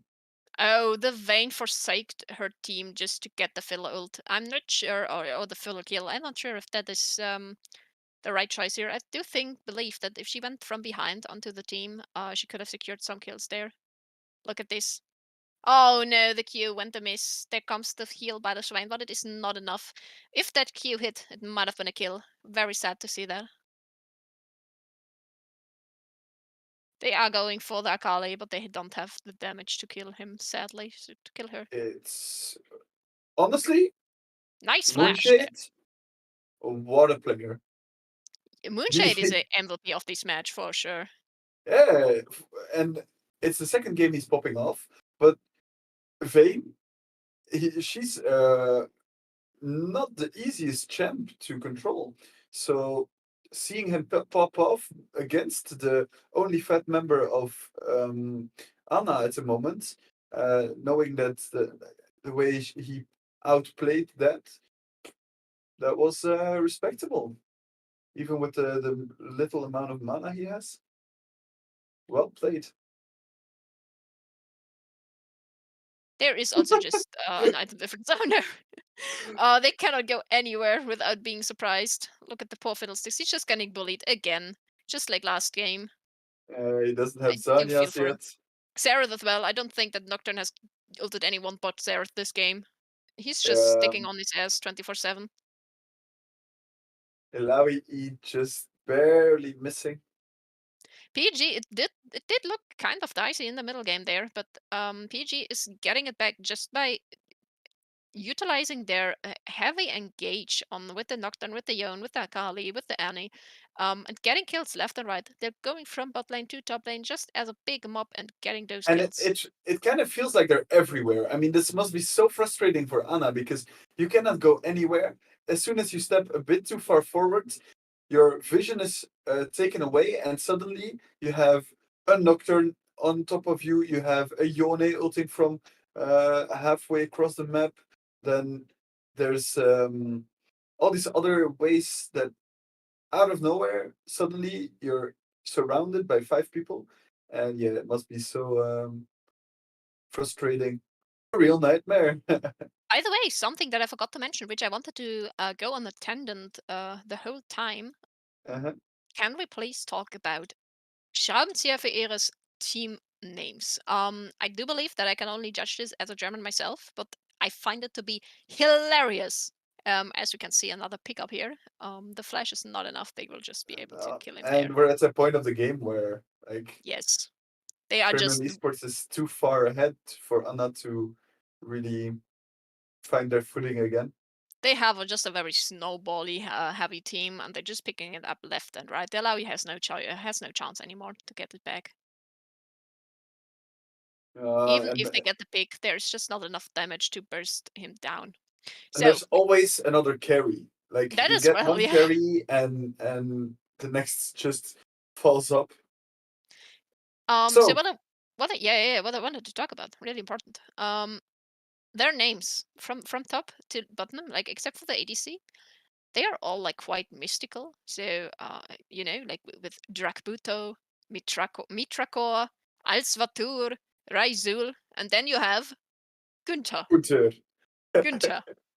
And Günther is just a very old-fashioned German name that was very popular. It's just so common. What is a common English name? How can I like Is it Bobby something yeah, or it's like just like in that direction, you know? It's like or Kevin. Oh no, James? that's also just a very German name. Oh, I'm bad at this. Yeah, Kyle, Jake, Kevin. Yeah, thank you very much, Group. That's a good help there. And that is Günther for like the older generation. And I just find it to be hilarious. They all have these epic names, and then there's Günther. Gunther It's also very being the team sympathetic. captain. Hmm? And I mean, speaking about names, like if we get the chance to have an interview with Anna again, um, which will sadly be uh, if we have one after the game of CBS versus McDonald's Freedom Fighters. But I want to know where it comes from. Like that's something. It's vital information that we are actually missing out on. Where I mean, does maybe his name is just Günther. no? I mean the Schraubenzieher for Era, and then together with the Anna. Why it's shortened to Anna? Uh, That is true. I do believe that Anna is, I think, is their artist. I'm not quite sure though. So it's probably a homage to their artist on their team. That I don't think she's playing, but she did the logo. She did the cat. So that might be the reason where it came from. Ilawi, maybe she can do something. She has a nice setup. She can eat. No. But there comes the no. Oh, He but it's takes still just. the yawn is almost goes down. There's just no chance though. She's just the enemies are just too far ahead. She couldn't play around with her strength No. enough to get the kill there. What a nice catch of the Xerath, but it's not enough. I And was trying again, to the go for the own. sidestepping by Yone. They have some fancy feet. I have seen some fancy feet from both teams actually already. Absolutely. Swain, Oh, maybe, look at that great catch of the Swain. but But the oh vein just god, the threading damage! through them. What is this? Zimmer is Moonshade is just on a complete rampage. No even chance. diving the turrets. A quadra? Can we have a penta? Ilawi is up in 2 seconds. Might this be the first Penta If of they the cup? If she plays if it she right, it might be. 14 seconds, I 10 do seconds believe on they are fiddle. going for it. They are going for it. Oh my god, and she will be Five, able to get it. 4. That's a There it pentakill. is. Is Well this the played. first pentakill of The the Sunday Sunday Cup. Cup? It is. I It believe is. We have so. seen Quadras, but this is the first Penta, and it is absolutely deserved by the performance we saw on Moonshade today. Very, It's very the well cherry on played. top. It is the cherry on top, absolutely. But I don't think they are able to end here, but just because she was low the whole fight long. And also cheers to Anna for giving the penta. Of course, I mean, Absolutely not standing in the base, just going in there. Even though she did struggle, she tried to get that vein still, which I do appreciate. Just they gotta yeah, deserve you that don't give it pentakill. for free, but yeah. She did go in. She did not thumble her thumbs, which I do appreciate. Thank you very much for that. And I mean, with that, they do stall out the game now because they were able to defend. Anna still has some turrets up. Um, Fiddle clearing some vision, I do believe they only and need one good they engage, caught and out. then. It's amazing for Oh, Ilawi. This that was perfect. That what a was great catch! But I do believe the beer will get her. No, no, no! oh, it's Oh my god, the burn. burn, the burn! Oh, was that close? Oh, look But at that that counter was coming in there. actually like the perfect setup for Ilawi. Just running into her where she already has set up some tentacles is exactly what she wants. The problem is, I don't think it's enough because the Wraith boss is here. Oof. The And final boss has she's arrived on the scene. invisible. Like, what do you do against it? There's like zero counterplay. You don't do enough damage. You can't auto attack her. I mean, she has Wit's End as well. Gunter with fancy feet. Look at Günther just dancing there.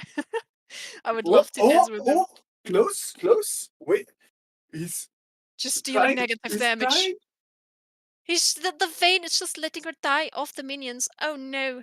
That was Heartbreaking. so heartbreaking. Yes, a bit of disrespect actually. I Moonshade mean, has it now is. lost all my respect for him. I mean, he Oh played no, super well, but no, no! He ended the game. He went straight yeah, for the game, and he didn't stand there. exactly. He didn't. Yeah, it was just straight for the game, and I mean, it was just a Sivir with one mythic item. She just doesn't get through the level 17 vein Yeah, base yeah. stats. Well, I would love to talk about this game for a bit more, and these guys had an amazing showing. Um, Shout out to Moonshade. I think we can all agree that he is the MVP of the series. But we will go into a very short break and go catch up with the second game of today, which is CBS versus McDonald's Freedom Fighters. They are already in game, or they should be at least. Um, I'm gonna check if they are. Yes, they are, and they're 3 minutes in game. So we will go in there as soon as we can. But yeah, small break, and see you guys soon.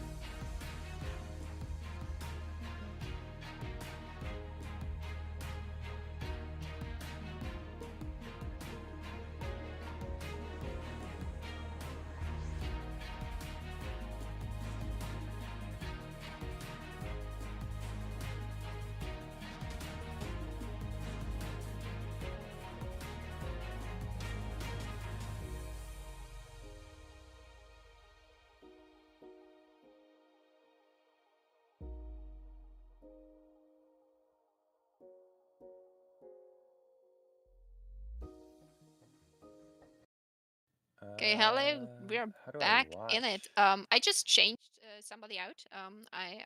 There's no Robin anymore. I He's got an been upgrade. retired. He's he's no more.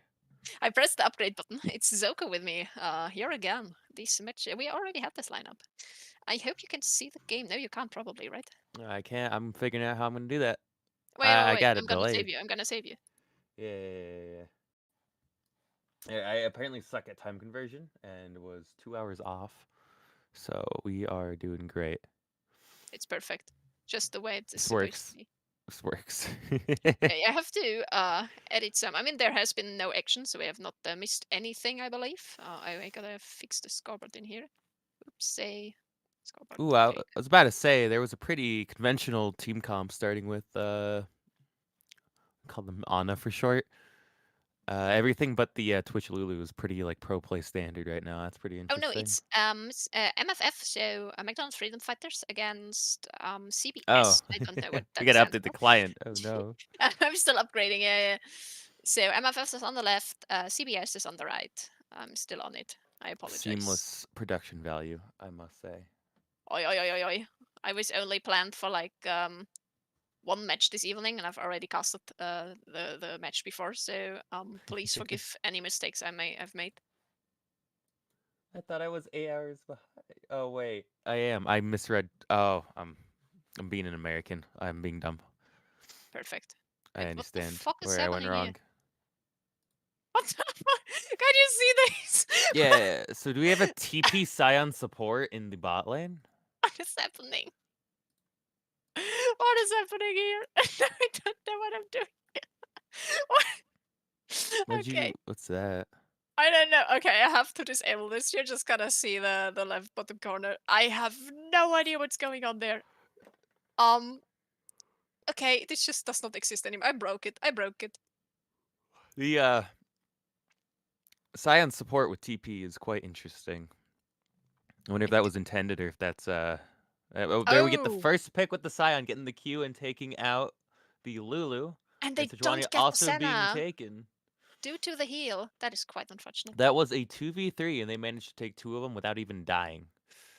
That is really rough. So I don't know the split score, to be honest. Either somebody in the stream, help me. What are the standings of CBS and MFF? I believe in you.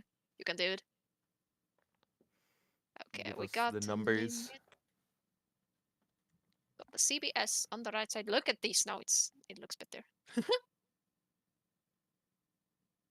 Name in blue is MFF. Now we're looking better.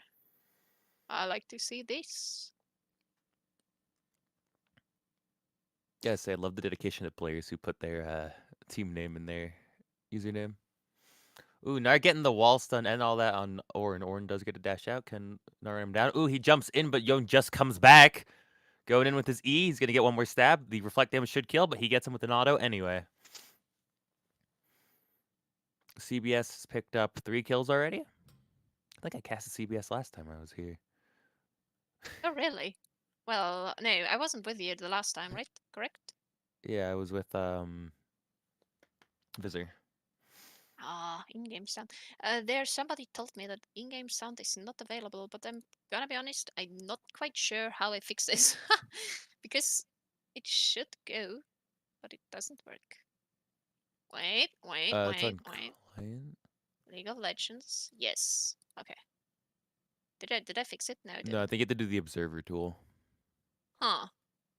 Well, apparently we have no sound. Oh, No, I do it do again. Do it believe. again. What? Go to properties. Try there's the second one from the bottom, League Observer tool. It might be that one. No, it's not. It's not. Ah, That's something there. entirely else, different. I'm trying to fix it. Zoko, you're just gonna have to carry this for the moment. Well, there is a window covering it half the time, so I'm doing my best. Oh, sorry. There you go.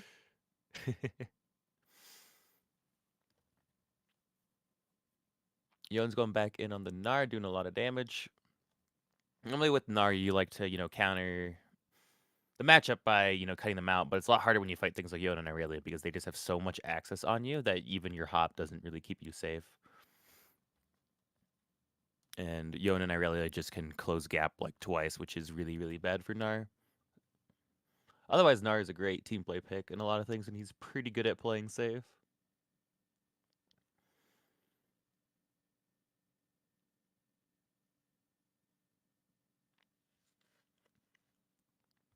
Every time we're looking top, we just see Yon constantly going in for the fight, and when we just see Poke going on bot lane. Ornn's invading the bot side blue jungle, looking to, get some extra farm, punches Sejuani for sitting around mid. Ooh, the Sejuani ult hits Seraphine, double ult on Seraphine. Senna Shield comes in, keeps her barely alive, and she's able to keep farming. MFF can just not find a pick quite yet.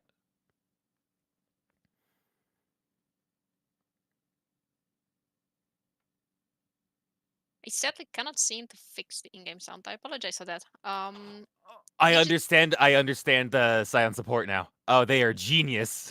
Oh God. So they throw the Senna root on the minion and then hit the minion into the enemy and it roots them. That they are cooking. They are cooking. They are cooking. Experts. Oh, I respect the strat. That is I would have not thought of that. I'm gonna go steal that now. I'm playing my own games. Please don't. I do believe that you need quite a bit of communication there and timing, but Yeah, this I've got friends I can yell at. It's quite easy. fair enough. But at 2-0 on the enemy is just very much hard to play around. Okay, wait. No. Okay. Nope. Then I don't know how to fix it. I'm very much sorry. We're just gonna do the sound effects ourselves. Nargada! Wee! Go! Okay. But as we can see, the Nar is getting behind in farm against the Yone, and even though he is ranged. We saw Yun earlier in the game as well, by the way. So it is against the Xerath, by the way, and he also had the farm advantage. Is that something just because the enemy is a bit well, he's not used to the matchup, or is it something that Yone is just pretty good at, like farming uh, and harassing a long-ranged enemy laner? so with the matchup, really, Nar can really only bully Yone in like the first level. Otherwise, it's actually I'd say it's pretty hard for Nar because Nar's hardest matchups are things like Irelia and Yone, for example, because he has one hop that he can use to like distance and a little bit of speed, but Yone just has a lot of gap close with his E and Q. It makes it very hard for Nar to, zone him down. And it's basically if Yone gets to touch the wave, Nar has to back off. And it's just kind of like you have to keep him off the wave entirely or you can't fight him. But he does get some good damage off. Tries to go for the solo dive, gets punched with the R. Sejuani comes behind late for the tower dive. And Yone actually might get a double pick here. So I apologize. That Ooh, is and quite Yone hard. does. Ooh. This will Saf is probably be just taken top lane by control. A little late on, Nar went in a little too early for that dive. Sejuani wasn't immediately there. I don't think they even got the wave crash, so just a lot of damage taken by turret for both of them.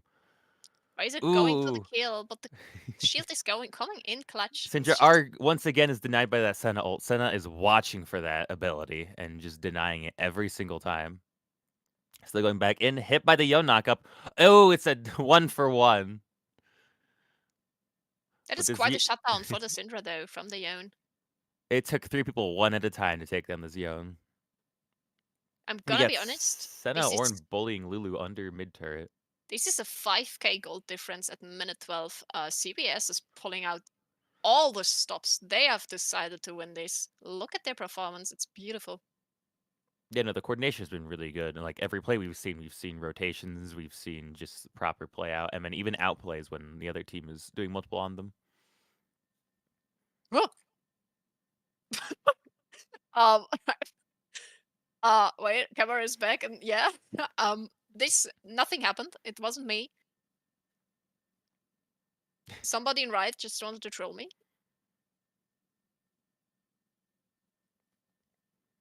Ooh, Senna lands a root on Twitch. Twitch throws back the poison. She goes for the auto. Cyan's not there to follow up, so they both just back off. Gonna be honest, I'm hyped for the moment we see Yasuo actually play Yasuo on the bot lane. Maybe a Yone's Yasuo bot lane. What do you say to that? Oh, I love that lane. I've played it so much with a buddy of mine. We go like 0 and 10 in lane. If we continue fighting, and then we just take over the game because we got 2 items. Oh It's wait, does wonderful. the power does the power spike split up between two Yasuo and Yone if you It's like it's play it's them like a together? 0 it's a 0.24 power spike basically. Oh no. Okay. But like it more so how it plays out with the double bot lane is you both are just running it to level 6 and then the Yone lands one ult and then you get a double kill. I It's it's quite silly. oh god. I actually thought that it was maybe you could like split up the required kills you need. Oh my god, can this window stop popping up? I actually thought that it might just split up the kills you actually need. So it's like a 0-5-0-5. We can see actually here quite a great engage. I'm sorry I talked over that. They did secure the kill against the Yone just with a great ult Do see an combination. Ornn gank coming in. This guy's hit level 6, so his gank options are now quite better than before. Definitely a very scale-heavy jungler. But Science it will ult will pay be out. filled back Ooh, up. Heartsteel procs are up. Knock up on the Twitch under turret. He's taken down by the Scion W proc. Senna taking a fully amped turret shot there. Took her down half health, but it does not matter. Ooh, just going to take one more. Uses heal to get away. Sindra looking to get that on that pick on the Senna, but she's behind 2 tanks. Polymorph coming a little late to stop the Cyan Q. Somebody's just asking, what is the counterplay to this? Haha. That is fair. I don't know what they want to do. Yone scales, Senna scales, Science scales, Ornn scales. They just picked a full scaling champion roster and are now 5k gold ahead. I don't know what Yeah, MFF McDonald's through the the main fingers downside at this here point. is Nar needed to really fish for an early lead because the rest of his team isn't as good early, whereas the entire enemy team kind of scales. So he needs to get that pressure, get rifts with Sejuani and just crack open his lane so he can rotate as soon as possible. But he was struggling to fight Yone, and we saw, trickled in one at a time, 3 people dying to Yone top lane, and it really just cuts out their main way because, Senna Scion is going to have a lot more harass than a Twitch Lulu will have early. That was quite funny. Stare down right there on the top lane, but nothing comes from it. Yeah, Yone going in for the poke Sonar, even though he's in Mega. Not afraid. Not afraid. He knows he's got 4 kills and a shield bow. Goes for It the is knockup. true, but It is procking out. Nar does hop away. The R chases, takes a turret shot, goes for the Q, still gets it. that was quite well played by Leon. Just waiting for that Mega Gnar to pop away, getting in there, and then pressing all the spells. If you paid attention, he only used his Q actually before the Mega Gnar turned down. No, wait, how's it called? Ran out? Ran out. So Yeah, he that's the scary part again about the Nar Yone matchup is just they can get on you with just one ability, like Irelia, Yone, just use Q to get on you. And then if you have to try to gauge if you can survive it, or you have to hop. But then if you hop, they're going to use the rest of their kit to get on you again. So if you don't have safety at that point, you just kind of die. which is quite sad. I love that in the TheSundayCup, Gnar is actually pretty popular champion. I love seeing him. I love playing him. So that is quite an upside, but it is sad to see him bullied like this.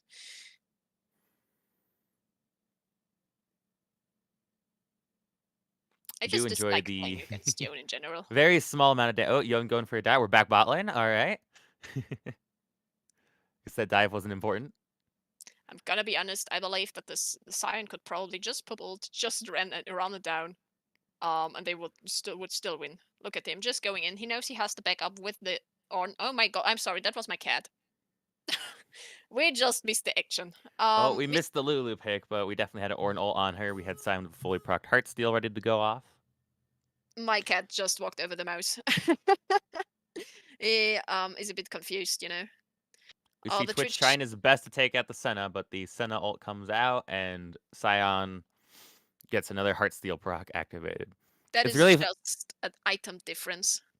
He did not It's have the really damage. fun to see, what Senna and Tryndamere can do in current, patch because with Infinity Edge being 40%, they can just grab it first item, and the passive crit that they get from, souls or just their passives just lets them get that bonus crit damage with just one item. Wait, that's fucking disgusting. I never thought about that. Oh no. Yeah, no one's been doing it too much just because everyone's been more concerned about Gangplank with crit right now. So I don't quite understand why they did that change anyways. Could you explain that maybe? I didn't see it coming, but because I thought that Infinity Edge, Saberin, Navari, Swiftblade, etc., they performed alright. yeah, so the reason they did it is because there's certain characters that just want it, like say Jinx, for example, a lot, where you are kind of forced to build a random utility crit item when you don't want or need it. And it just feels kind of bad for ADC because you just don't have damage till 3 items. So they wanted to make it so that you could come online as a lot of ADCs by 2 items. And they wanted to slow down the top lane, team fight power spike to 3 items. That was their whole goal, and they basically asked the ADC community what they kind of wanted, and that's how they adjusted the items for it. Same thing, but they increased the mana pool of a lot of ADC champions as well. That is fair to hear. And on another note, as we can see, this game just a bit calming down. Do we actually just need an Infinity Edge on champions like ADCs, or should we just buff up a bit of the crit damage and leave it out? I mean, you can do either or. It's just what I think people prefer. The issue is if you just buff the other items as a whole, you'll see a lot of other characters start abusing it as you do. You'll see, a lot of bruisers like Aurelia picking it up. You'll see a lot of assassins even pick it up at times. Rengar is one I like to note for that. So keeping it on just, Infinity Edge and Navori will only have the few that already build crit will like it, but then other, bruisers and divers won't be looking to take it.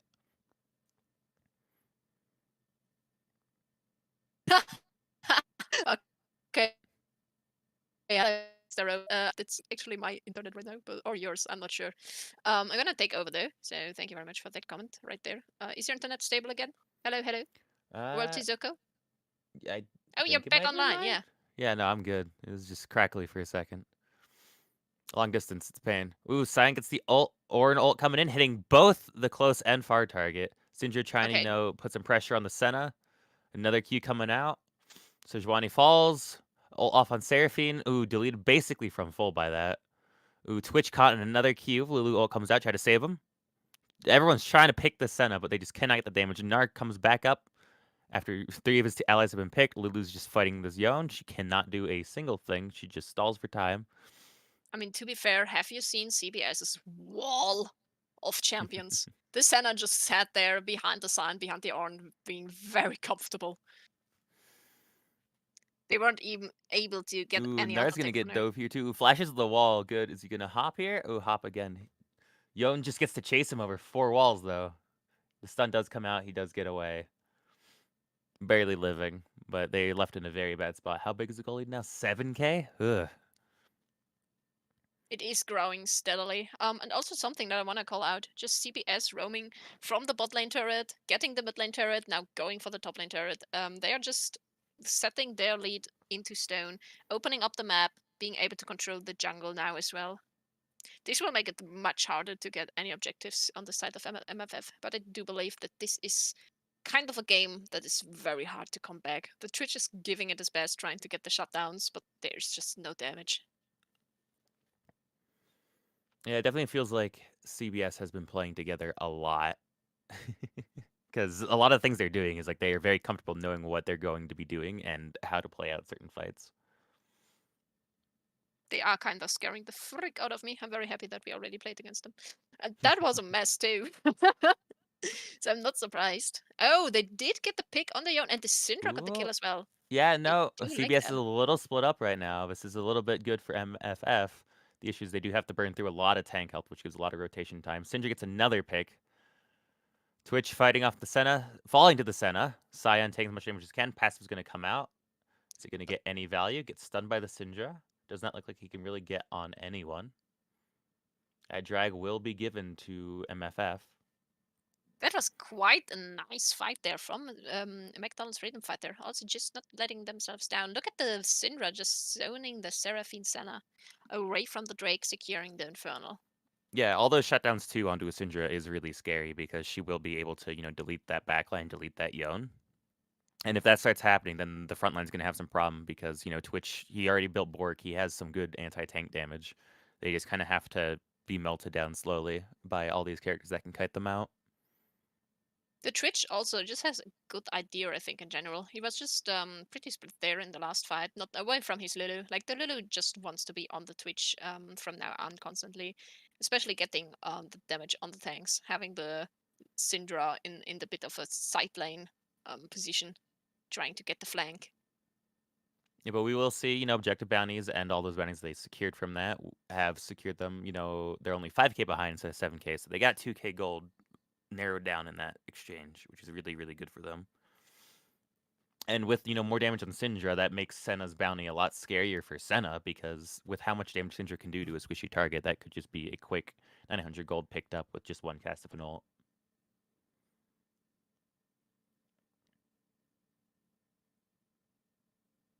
I'm very sorry, the little boy that sabotaged me has been kind of demanding right now, so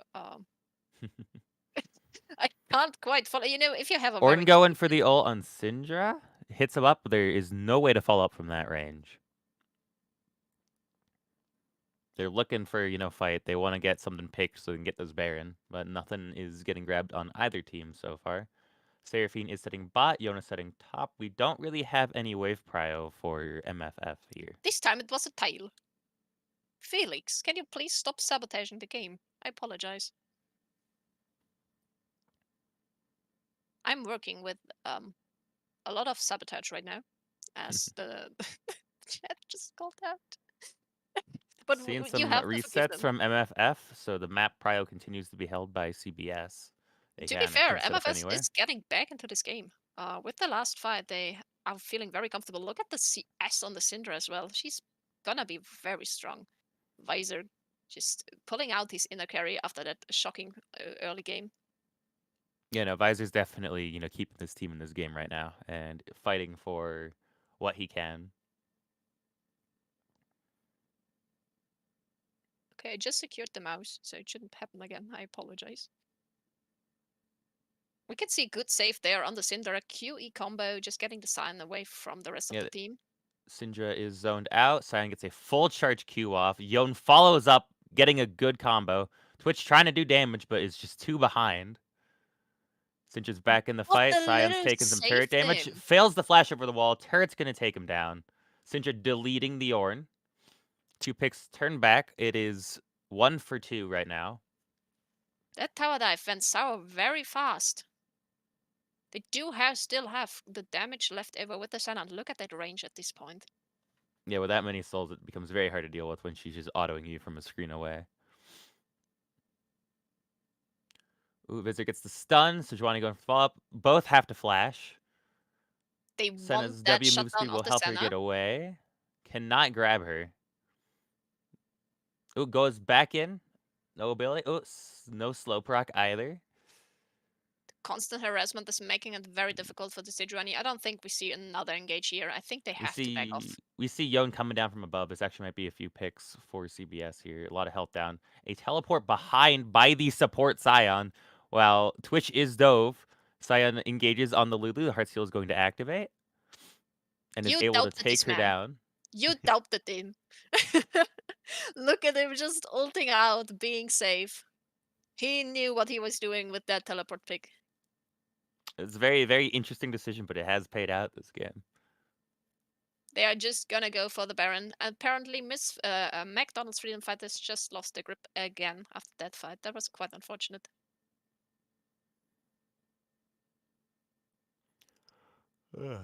Sprup Just said, an overstay trying to poke that Senna there, which let them all re-engage, use those TPs, use Yon on the flank to, grab them back out and secure the Baron play. absolutely, I agree with Gaining that. back that 7k gold lead. It is quite a difficult position MMF is in there right now, and I do think that they are trying their best. Also playing it pretty nicely, especially from the setback situation they are in. Even if they get caught, it is not much more often than like 1 or 2 champions, which is very important that you do not let yourself get aced when you're that far behind. And Ace definitely opens up the map to be taken for whatever, and they've normally kept either Syndra or Twitch up, who have pretty good wave clear. And once, Scion ult or Yon ults all used, they don't really have as much dive power as normal. But they still have a lot of health to tank turret for a while. But they do secure a 3rd dragon, along with the Baron. A lot of objective lead, back in that 7k gold lead. Just a little hot take from my side here. They probably have enough time for both, but they could have maybe just went for the Baron running down the inhib base, instead of going for the Drake first. Or just letting one of them do the Drake while pressuring the rest, just getting the most of the Baron. Yeah, they definitely could have buffed the waves, but with a lead like this and the scalers that they have, a slow and steady victory is never a problem. But we can It's not see the really. Mars getting ready here. He was not Ooh. able to get a good ult in. Yon Yeah, just good coming from stuns below. by MFF. Everyone's just picked off, cleared there. That looks like it's going to be game with 40 seconds on respawns. The only one going to be up maybe in time, Lulu, if at all. They have a lot of damage to take down these objectives and Baron buff. There's going to be a push in. GG's in the chat. Just good combos, good CC, just insane frontline power with a Senna Seraphine. It's just too much to deal with once you're behind. They can just take any team fight they want, and as long as they're not separated, they can just kind of force you down. Very well played. 475 stacks on the Scion Heartsteel support. What an interesting duo. That came out quite strong. I apologize for the lack of sound. I don't seem to be able to fix it right now because I would have to probably restart OBS or something. The settings seem to be all correct. I apologize. Maybe I can get some of the technical stuff in here, but I cannot promise anything. Yes, exactly. So we're going on a little break. Looks like we're And also having a team change. Apparently Zada's not playing now. yeah, exactly. There will be a small team change, so it's gonna be a small break from here. You're gonna hear ourselves back soon.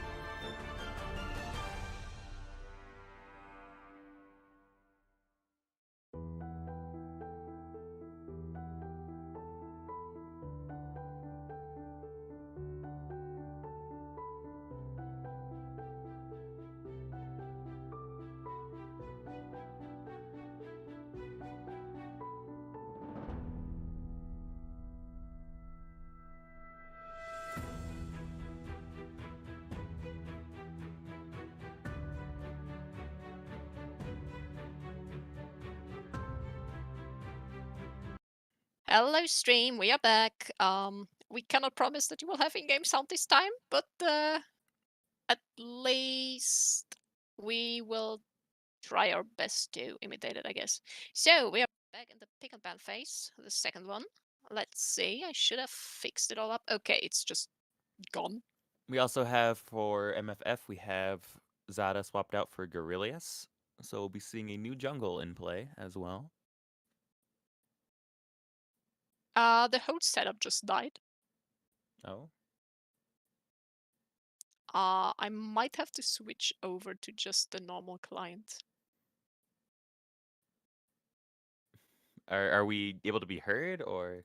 Yeah, we are able to be Okay, heard. okay. But, Well, so if they don't see it though. yeah, they can't see it. Yeah. So ban 1 blue side is Kiana. Ban 2 or ban 1 red side is Yon. We're seeing a mid ban and a top mid flex ban. They don't want to see that Yon top again. It looks like. I just pulled in the client, so you don't have to. Yeah, I mean that Yon was a menace, especially for the Nar, so I can understand why he doesn't want to see it again. Yeah, and especially the early 1v3. Definitely. It's like let's just not mess with that. The Amumu ban comes out for ban 2 on blue side. And the Viego ban as ban 2 on red side. Again, all the auto attack characters, melee auto attackers out of the way.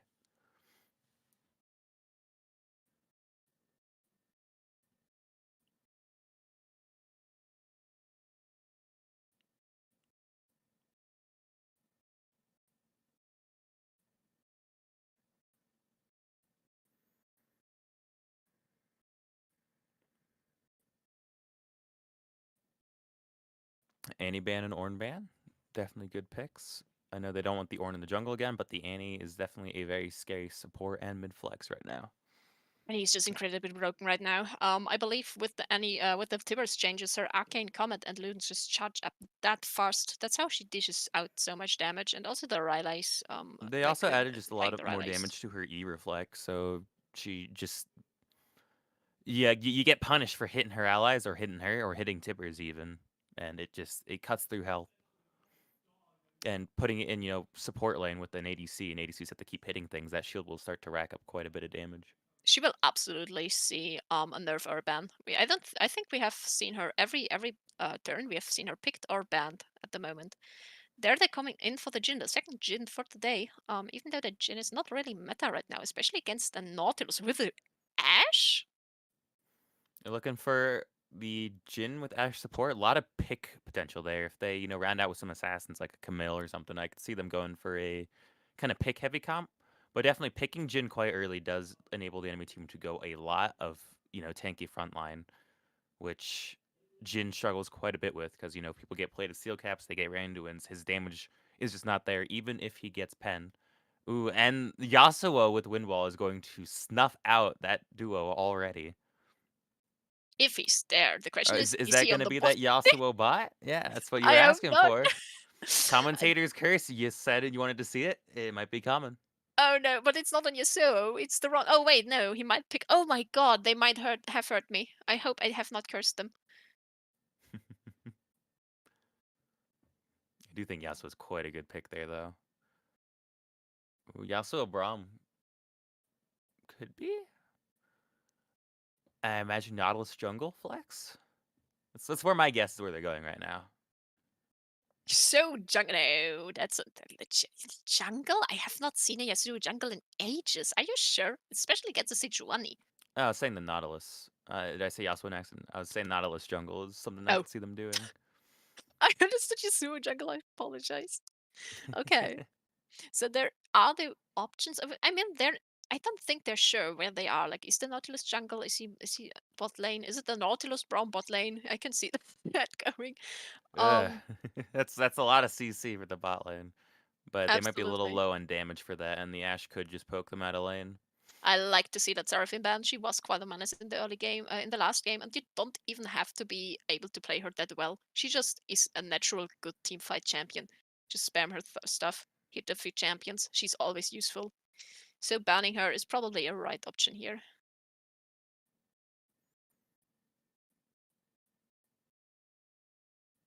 Orianna. They're trying to get a combo out. I don't know. I don't know if they have like a really good Orianna to rate about. But comp wise, I don't know if Orianna would have been the best pick. It wouldn't have been awful, but I don't think it would have been the best pick for MFF to round out their comp with. Arena is quite an interesting ban, but that makes me believe that this is a Yasuo mid lane, because Yasuo does not want to go against an Ariana. It's quite annoying. Even the Akshan ban coming out is the final one. So I'm pretty sure they assume that the Yasuo is not going to be in the mid lane. Or top. I'm pretty sure it's a mid lane Yasuo, especially with the, like, okay, I mean, a Kali ban is a bit weird, but does a Kali smash the Yasuo?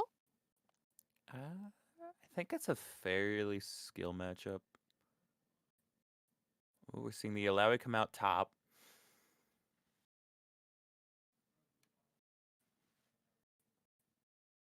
I've always ragged on Alawi is just a really hard character to get things to do with, and I think with the Ashe Jhin, I don't think it's the best pick. But again, it could be a comfort pick that just carries through. I mean, But maybe they just want the sideline pressure, not even going for the team fight potential. With Jin, with Ashe, with Sejuani, they have a lot of pick potential. yeah, they might want to split the rotation, but Exactly. Because hard to as you push said, ahead with Alawi.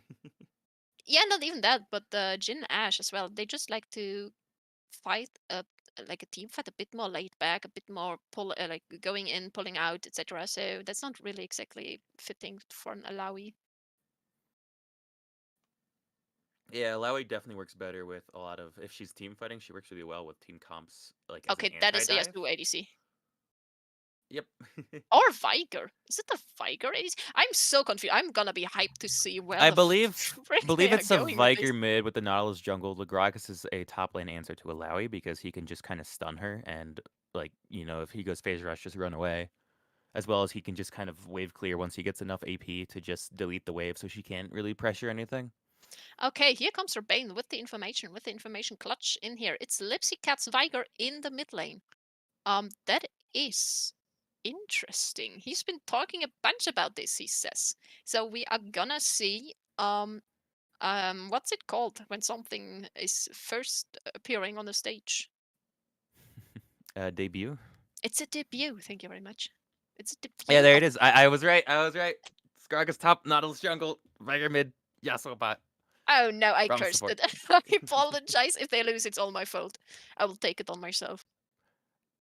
If CBS I've loses seen this some match, picks that were cooked before. This is consistently the strat that has been coming out. Big fan. Love the Nautilus jungle. Honestly, it's one of my favorite off metas. the switched out Xada just said that it will be an easy game for MF anyways, and that it's mark my word. Are you what would you say? Is this a clear win on MFF's side of the draft? It's hard to say because I think CBS comp has a goal that they're all working towards, whereas there's a slight goal kind of fluctuation for MFF. They definitely, I think, if MFF stays neutral or ahead, I think just because the damage spread they have might be a bit better. And if any lane does get really far ahead, it can be quite scary for CBS, especially if Alawi gets really fed. But the goal of Gragas is you basically force a neutral lane where no one's fed. So that really shouldn't be happening. I mean, we would like to see the Gragas just forcing a neutral lane, because then the Laui wouldn't have the power on the side lane, enabling Yeah, and if team Alawi's fight. not ahead, then it's really just like if Jin Azir get hit by Nautilus R, Gragas R, or anything, like Yasuo gets a free combo on them, and then Viger can just go up and delete one of those carries. It's quite interesting to see. I think they have the damage pretty equally split, both with like 1.5 tanks. A bit tankier on CBS's sides here, and especially into a Jin, because Jin isn't that great into tanks, is he? No, not at all, and especially too like Ashe Jin having to deal with Wind Wall and Braum Shield. It's very difficult for them to get the damage out on anything meaningful. I mean, the Ashe stun still procs even through the Braum shield, but it But is it procs on Braum is the problem. yeah. First of all, that and it's also the Jin follow up is not really capable there. Just a stun comes through, neither the damage nor the follow up. Yeah, so it'll come down a lot of it to just how abilities are used in team fights and if any lane kind of starts to snowball or not. Because we saw the last game, there weren't outside of the Yone, there wasn't really much of well, actually no, Senna was going insane bot lane, so there was quite a bit of snowball last game on CBS side. So if we could see that coming out from MFF, they could definitely take over the game. But a lot of the early laning, like bot lane's going to come down to if they can bully Yasuo before he gets any levels. And with mid lane, it's just if Azir can take advantage of the prior that he should have over Viger and get some rotations to impact the game. But the gank power will be really, really strong on CBS's side because they just have a lot of CC, a lot of setup, and can just lock down people for seconds at a time. I mean, to be fair, for the fact that I did curse CBS to pick the Yasuo on Yasuo, I kind of have to root for them now. So I apologize for being biased if they do win the lane. But otherwise, I am hyped for the Viger Lipsy Cat pick because he did brag about it, I think, quite for a while now. So he better back that up now. But I'm also excited for the Azir because we haven't seen that champion yet in this tournament, I believe. He's a very strong team character. He's got really good engage, as well as his damage is quite good. But Riot also will never let him be good in anything but team play. And even then, they keep kind of keeping him down low on that power. His just ability to dash in and ult is quite useful. Gotta fix that scoreboard a bit while we wait for the game to come online. Yeah, there it is. Yeah, there's the phase rush Gragas. That was what I was talking about. Like he just takes that spell and he just forces the neutral lane the entire time. And there's not much Oops. Alawi can do about it. Oh, look at this. At least the spectator mode is working this time around. Okay. Please tell me I did it on the right side. Yes, I did. Perfect.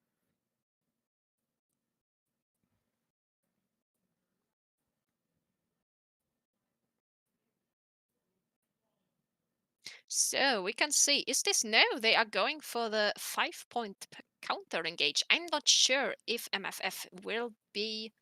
No, CBS. Apologize. If CBS will be engaging here or invading here, I don't believe that this is something that they're looking for. They're Does it going for the. look like Yasuo and Braum are looking for the river bushes in case they walk through river after leashing? It looks like everyone else is just watching entrances, making sure that they don't get engaged on. That might be able to even actually work because Ash and Jin don't have the safest level 1. They Jin do wants not, to but they start also, with the they Q. just take in the 50-50 of if they decide to, walk towards turret the safe way or if they go through river to get to lane a little bit faster. That is true. I think it depends on if they pay attention where the Nautilus jungle will start. I do think it is really, really rough that bot lane is leashing here. I don't think you want to ever path for the Gragas as Sejuani. You want to be starting topside and pathing for bot so the double range matchup can bully the double melee matchup. Because letting Yasuo touch wave first is not good in a matchup where you can bully and zone him off the wave. Also, Sejuani is just a pretty solid jungler with a nice clear, so she does not need the double leash from the bot lane here. We can see them going for the safe route, but Yasuo and Braum got a better Yeah, idea, went for the safe one, but no, they're not going for we any no we cheats. couldn't see it there, but Yasuo, it looked like he actually pulled the wave to try to get it to push into him quicker, so that he can farm it safely under turret. For the first, his first level is the worst one, right? He can only really go for an extra auto. Not really great into a ranged matchup, so he wants to wait till he can get wind wall and get his dashes to have more damage. The most interesting fact about this actually is that they picked the Yasuo well knowingly that it's Ash Jin. So either they are looking for the Nautilus bully on the bot lane together with Braum and Yasuo, which I can see. Those ganks will be lethal, especially into Ash Jin. They have no escape. They have no escape, but also like wind wall just gets an insane amount of value here against those two characters. You can deny Ash ult, you can deny both their damage, because if there was a melee support, then you have to worry about them still. So I do think Yasuo is actually a really good matchup for him. Yeah, I do think that the first few levels are just pretty rough. But they don't have the highest early game damage with, especially with Ash. So it might be just enough to pull it through. And we can see the Nautilus just going from top to bottom. So he's very likely looking for the early bot lane gank. Yeah, see it, there he is. Get level 2, he gets the engage. Bromslow coming out. That was The a autos, good the heal. stun, exhaust comes out. Ignite, all that. Jin does walk away, but that is a really good health trade in favor of Yasuo. Soul grab on the Gragas. Tentacles coming out, taking a lot of damage. Re-engage, exhaust. Another Q. Rom Q comes out. Cannot pick him out. Ash is going to look for the pick here. Tornado knocks her up. Another stun coming out. Forced to flash. Very back and forth on all these lanes right now. A lot of fighting early. And with this, all the spells are out except for Yasuo's flash. And that might prove to be essential in the next fight. Yeah, that's definitely an engage on to those ranged characters, and he does just outdamage them with those auto resets. Can we talk about that nice early Ash heal on the Jin there? She did actually let him get away a bit more from the Yasuo, getting him or being Jin being able to back up enough to get the help from the Ash. Not sure if you saw that. Yeah, definitely do that. There's a lot of small plays that were made on both sides, and I'm still very impressed by the wave pull that Yasuo did at the beginning, just to make sure that the wave came into them first. You see Nautilus coming. The flash up Oh, goes, gets the Jin past the Ash, picks him out. That is first blood onto Braum, sadly, not the Yasuo. I So it do won't be. believe that Braum has a lot of early damage though, so he can do stuff with this early lead as well. It does help since it denies Jin some stuff, but definitely, stats on your tank support early doesn't do as much for you as getting it onto a carry. If you get it What? onto an enchanter, it does do quite a bit. A kill is better than no kill. Of course, of course. We We'll be just had seeing the the discussion reset earlier. coming out. By the way, you did say the Gragas is kind of well a counter against the Ilaoi, or just a hold off against the Ilaoi, but we are seeing him being bullied pretty hard on this top lane. He does So just what get is free sustain from his passive, though, so it's honestly taking damage on him isn't the scariest thing in the world. Really, Gragas is as big of a threat with full health and no health until he's dead, is what makes the difference. by the way, Robane pointing out in the chat right here in the stream, somehow even the Yasuo bot, this is one of the most standard we've seen the CBS draft now. You have cast at CBS before, haven't you? Can you say something about that? Do you remember? Uh, what was the question again? I didn't quite catch that. Oh, I apologize. No, that it's one of the most normal drafts of the. Oh God, no, never mind. Look at that engage by the Azir, but he does not have mana left to finish him off. That is quite sad. That was a nice play by Storm. Yeah, I know the second match I saw CBS play, they definitely had a very, very unconventional comp and pulled it through. So this definitely has a lot more characters in their proper lanes.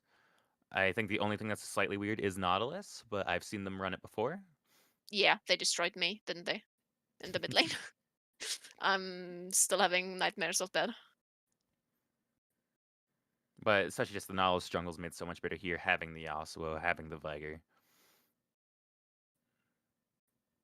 So far, so good. We do see that the Yasuo has quite a lot of farm for being a melee champion into 2 ranged, and I do think that it comes back to the kill on the Jin, doesn't it?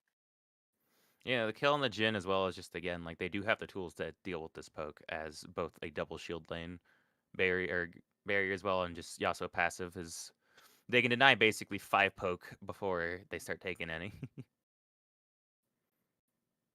Do you It see is. Sejuani in the dragon? Looks like they feel like they know where Nautilus was, and she's trying to sneak it out. And she does get it. There was no vision on that for CBS at all, so they had no idea that was being taken. That nice drag will give, a little more time if they want to play a bit more scaly for MFF, but also they still have to deal with, Viger's scale, Yasuo's scale, which both are pretty scary scaling champions.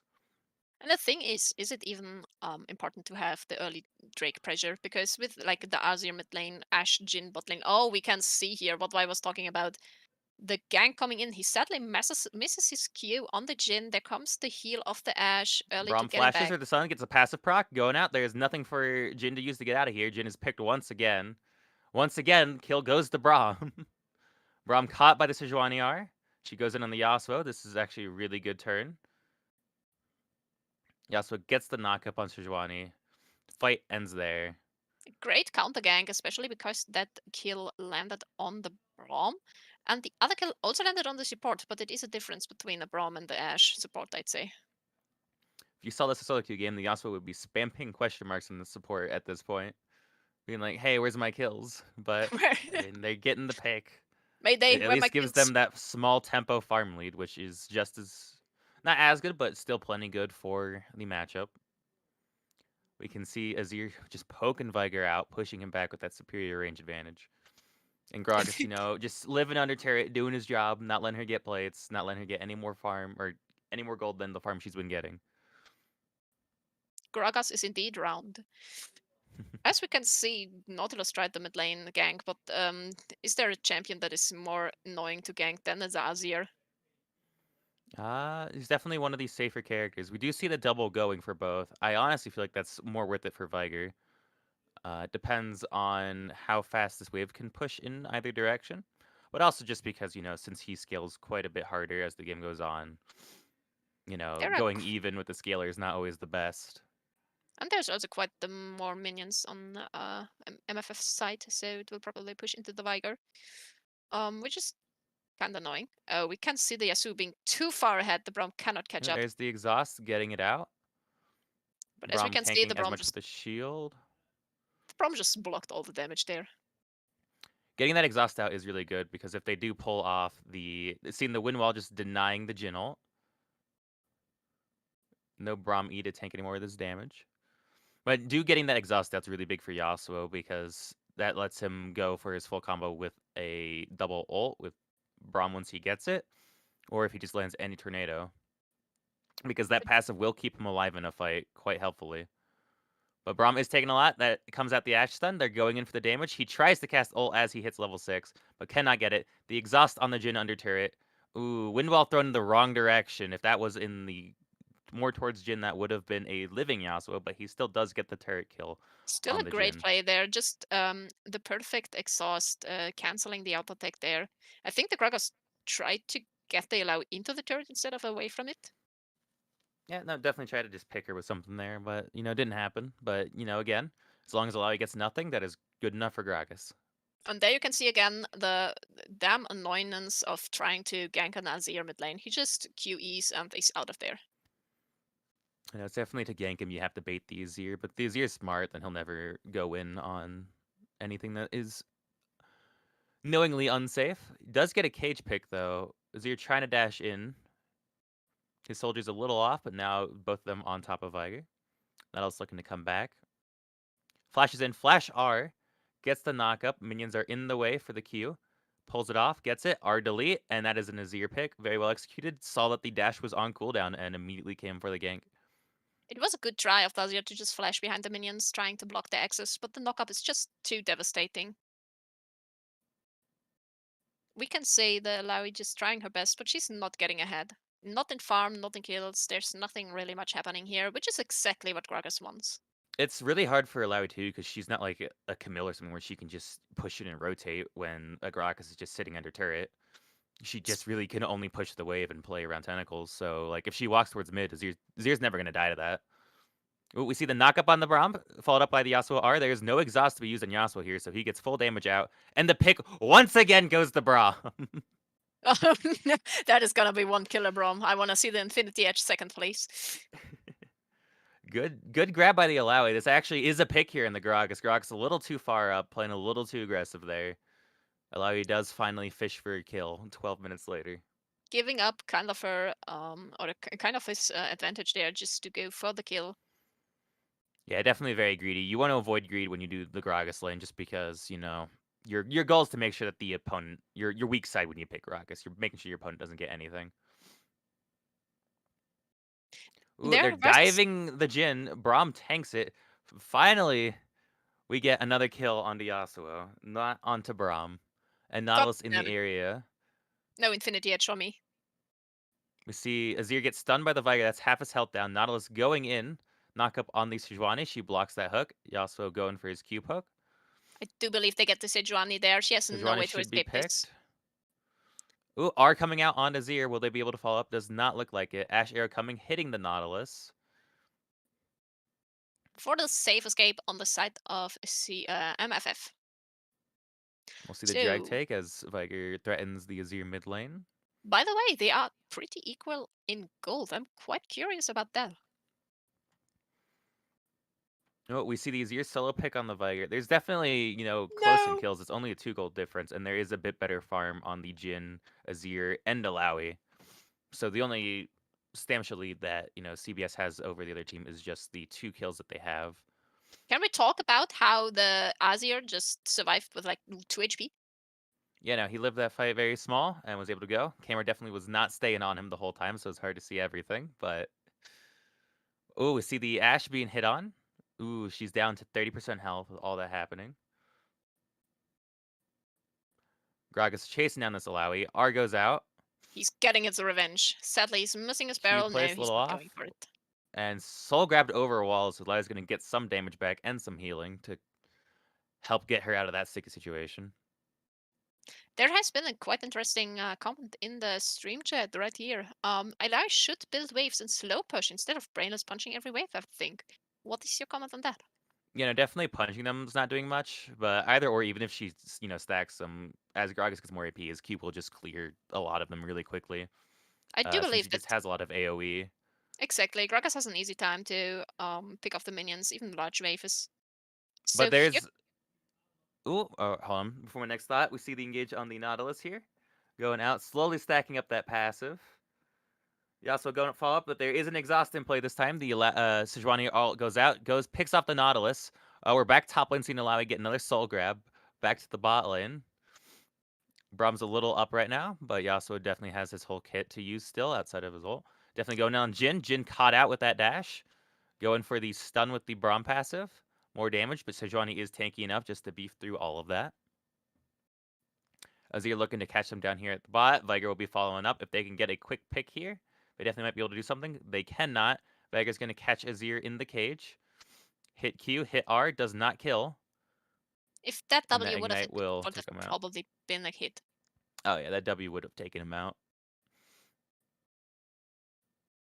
That And is as quite I was unfortunate. saying, because Alawi is going to be pushing in Gragas the entire lane, Down! some jungle focus on the Rift would have been really nice. That was a nice pick onto the Azir there. They just secured the kill on him again.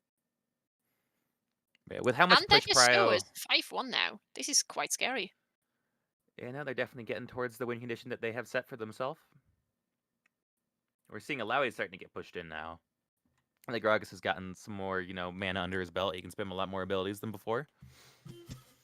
But yeah, since Alawi would be perma-shoving into Gragas, just because that's how the matchup goes, definitely could have been playing, Sejuani focusing, Azir rotating and getting early rifts to then either pull the bot lane to get them some gold, or to, keep onto the Alawi, break that first turret as soon as possible and get her freed up on the map.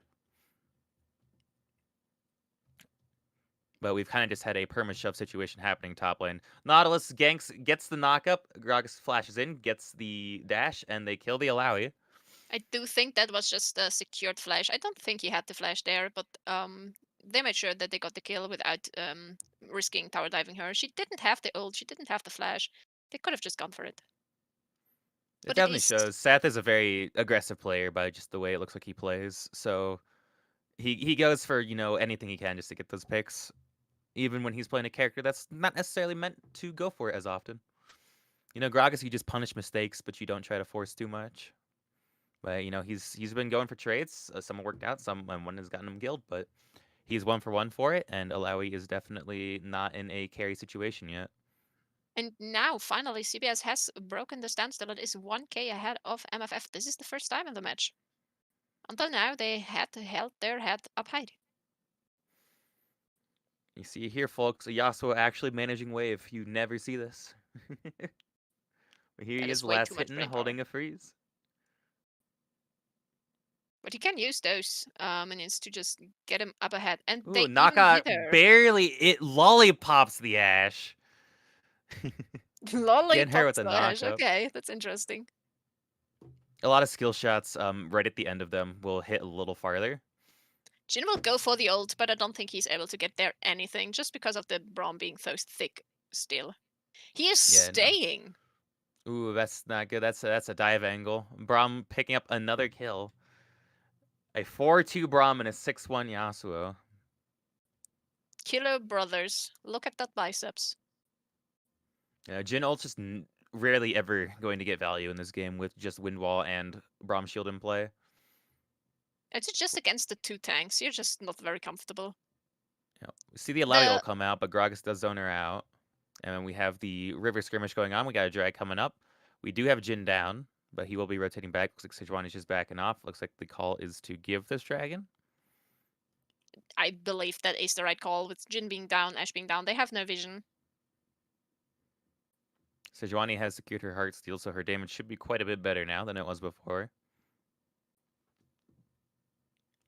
And the money gap has widened yet again with 2.5k now in the lead for CBS. We'll see how this is going, but they have secured the second Drake as well. And they are on the scaling side. Yeah, no, they definitely have a lot more scale, so there's going to have the force by MFF somewhere. I think if Zir can definitely catch out the Yasuo by himself with R, could definitely pull out value, because then you can get the follow up with the Ashe ult, get some Jin follow-up, and Sejuani just to lock him down, because he really is the backbone of the team. The Yasuo just got hit by that late Yasuo Q. But they do back out. Nautilus shows up for the gank, knocks up the Jin. Yasuo flashes up the ult. Exhaust comes out, is just hitting the squishies, ignoring Sejuani, getting all that damage out, and then finally going on Sejuani once all the damage is gone. There we can also see just the menace of the Braum passive together with the other melees in the team. I don't even think Sejuani got to proc her Heartsteel there either. Nope. 0 stacks still going. That was quite a beautiful play there. The Yasuo first Q hit the Jin, and he was zoned out of joining the fight, or they might have been able to pick someone there. That Nautilus power is really good for getting Yasuo onto the backline, because he can't really engage all the time with all, Sejuani in the way, but when you can just ignore her by just blinking behind and killing the ADC, it's not much to do. Nice flash on Ashe ult there. barely missing Viger. Very good to hug that top wall and avoiding the Azir engage. It was just a beautiful flash to get out the damage. Look at the tippy taps of the Gragas there on top lane. Just avoiding all the tentacles. Missing the ult though. Ooh, soul grab, but that won't kill. If he does not get hit very, by very the low. tentacle. No, he doesn't. The Zero is only a one option in this situation, and that is run. I agree with him there. I wouldn't want to fight the 8-1 Yasuo. That is even worse than the 0-10 Yasuo, even scarier.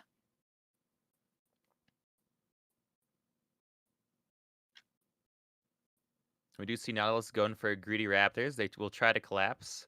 They definitely don't have the damage to fight back, but they're also just beefy enough that they should be able to just leave. Which they do. Casually walking out of the enemy jungle. We love to see that. But only if it's on our side. So I'm a bit curious about the gold, actually. Gold distribution. I mean, it is a big gap on the bot lane, especially on the Braum with the 1k difference between the other support. Yeah, no, 4 kills on the support does give a lot of gold. The Viger is actually quite ahead of the Azir. Did he get a shutdown? I mean, they got the full first turret, so he definitely got some turret gold up on the Azir, which will do a lot. I don't think there were any shutdowns in play outside of like maybe a 150 on Azir.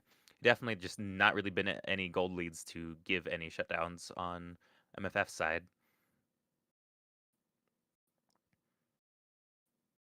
But the map is quite open for CBS now, and they're going to look to try to get this bot turret to open up even more. Pushing into a unwarded jungle will be very scary for MFF this game, and you might see a pick on Braum here, but he just takes no damage from the jungle support combination. The ult comes out. They use the Ashe ult on the Braum. Yasuo comes in, takes down the Jin. Viger getting that pick. Viger getting 2 picks. And Azir and Ashe being forced to walk away. I didn't even see Jin show up to that fight, but he died right away. Yeah, that was quite unfortunate. I can explain what happened there. The thing is that the Jin got caught by the Nautilus. Nautilus just ran through the turret, ulting him, and the Jin thought about escaping that ulti by dropping the jump cone, but he got catapulted into the enemy team instead. Got hit by the Nautilus knockup that was finally catching up with him, and then he was just instantly dead. Yeah, we'll finally see bot turret fall. Just insane amount of gold lead. And we'll see every time with like this Gragas live matchup. It's like she's grabbing the soul, she's getting the damage, but she can't get a final blow because he can just run away with phase rush him and he'll just heal back with his passive. Absolutely. The heal is insane. Oh, look at that Ooh. clutch windfall. That was extremely close. That could have been maybe a good kill on him. Ooh, Azir engage on the Gragas. This might be a pick. He definitely has the ability to run around quite a bit. Oh my god, that was Ooh, nice, tries to quite a kite nice out. kill. Yasuo in a 1v3. Does he pick the Jin? No, he gets stunned. That is a really good shutdown going onto the Jin there. It's 1,000 gold transferred over. That is what we want to see. The damage on the other carries, getting it around. I mean, it could be enough. It couldn't. Maybe not. They might go for the Drake here, just securing it while the Yasuo is down, because the Yasuo is right now the main source of the damage of Team CBS. They definitely thin that, gold gap by 1k, and if they are able to secure this dragon, that's even more.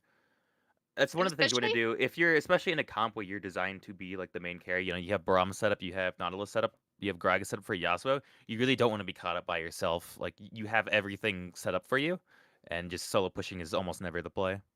that was also just great from MFF there. Them as they allow you just holding the top lane in place, and they with 3 people just going for the Yasuo. Yeah, knock up on the Yasuo, Viger deleting him. He gets in space for the smite, steals the dragon. They tried so hard to stop him from going, but he is just too tanky and keeps walking towards them. We'll see picks. Viger getting so many picks here. Triple kill on the Viger. Azir running away with Gragas chasing him down, forced to ult him away. And Ashe running back through the jungle. Incredibly well played just on the side of CBS there, just securing the dragon, Yasuo for joining the fight, cleaning up. And again, Nautilus just focusing the Jin. Jin has no he has just no option to escape that on barrage of CC and tanks into his face. Yeah, also Jin playing the zoning there for Nautilus as well wasn't great because Nautilus is going to go for engage on Jin and Jin alone. And Jin is the damage that would have denied them from being able to steal the dragon in the first place. But now they secure Braum after that drag fight, or secure Baron with that drag fight. You might you fight with that Drake fade, yeah, absolutely. You might say it was the right mindset but the wrong champion. That's an 8k gold lead now. So it went from, 4k to 8k in almost a minute. And also with the soul point now being on there, Yasuo still having a shutdown on his face. Also 15 CS up on the Jin, which is quite a lot. The Jin and the Ashe will probably have not much of an impact anymore in this game, and like except for maybe a bit of CC. Yeah, but even then, it's just they need to be impact, but they also can't just because the draft is just Yasuo does just shut them down. Because Um, all the things that Braum and Yasuo can block is him. They can block Sejuani ult, they can block Lowy's E, they can block both Ashe and Jin ult, and they can block all those autos as well. So it's just really hard to deal with this Yasuo, and he got so far ahead. it might have been interesting to see a bit more of a defensive bot lane on the side of MFF. By the way, great dodge there from the Gragas. Look at him playing with them. The question is, will he be able to escape? He has no ult. I don't believe so. Yeah, no, Flash is out. he's kiting out. Ooh, he might have gotten out there. Phase Rush and E do a lot for him, as well as the healing from his passive and damage reduction. Ooh, they even try to smite him there, but, they're going this hard for their pick while their bot side is being deleted. Yasuo just cutting through the base. They're just running down Ashe, running down Jin. Jin using the wall to try to avoid life. They do no damage to that Nautilus. Viger getting cage and deleting the Ashe. That is 2 inhibs secured. Alawi and Sejuani finally back and are here with their team dead. Grab on the Alawi. Viger doing as much damage. She gets 2 hits with her R. That'll keep her up a little bit. Forcing Nautilus back. But they are definitely just not in a fighting situation anymore. Jin ult comes out. Braum's shield comes up just to block it all. those 2 inhibs down will probably be just the downfall of Team MFF. They don't have the wave clear required for this to hold this, especially with the Baron buff.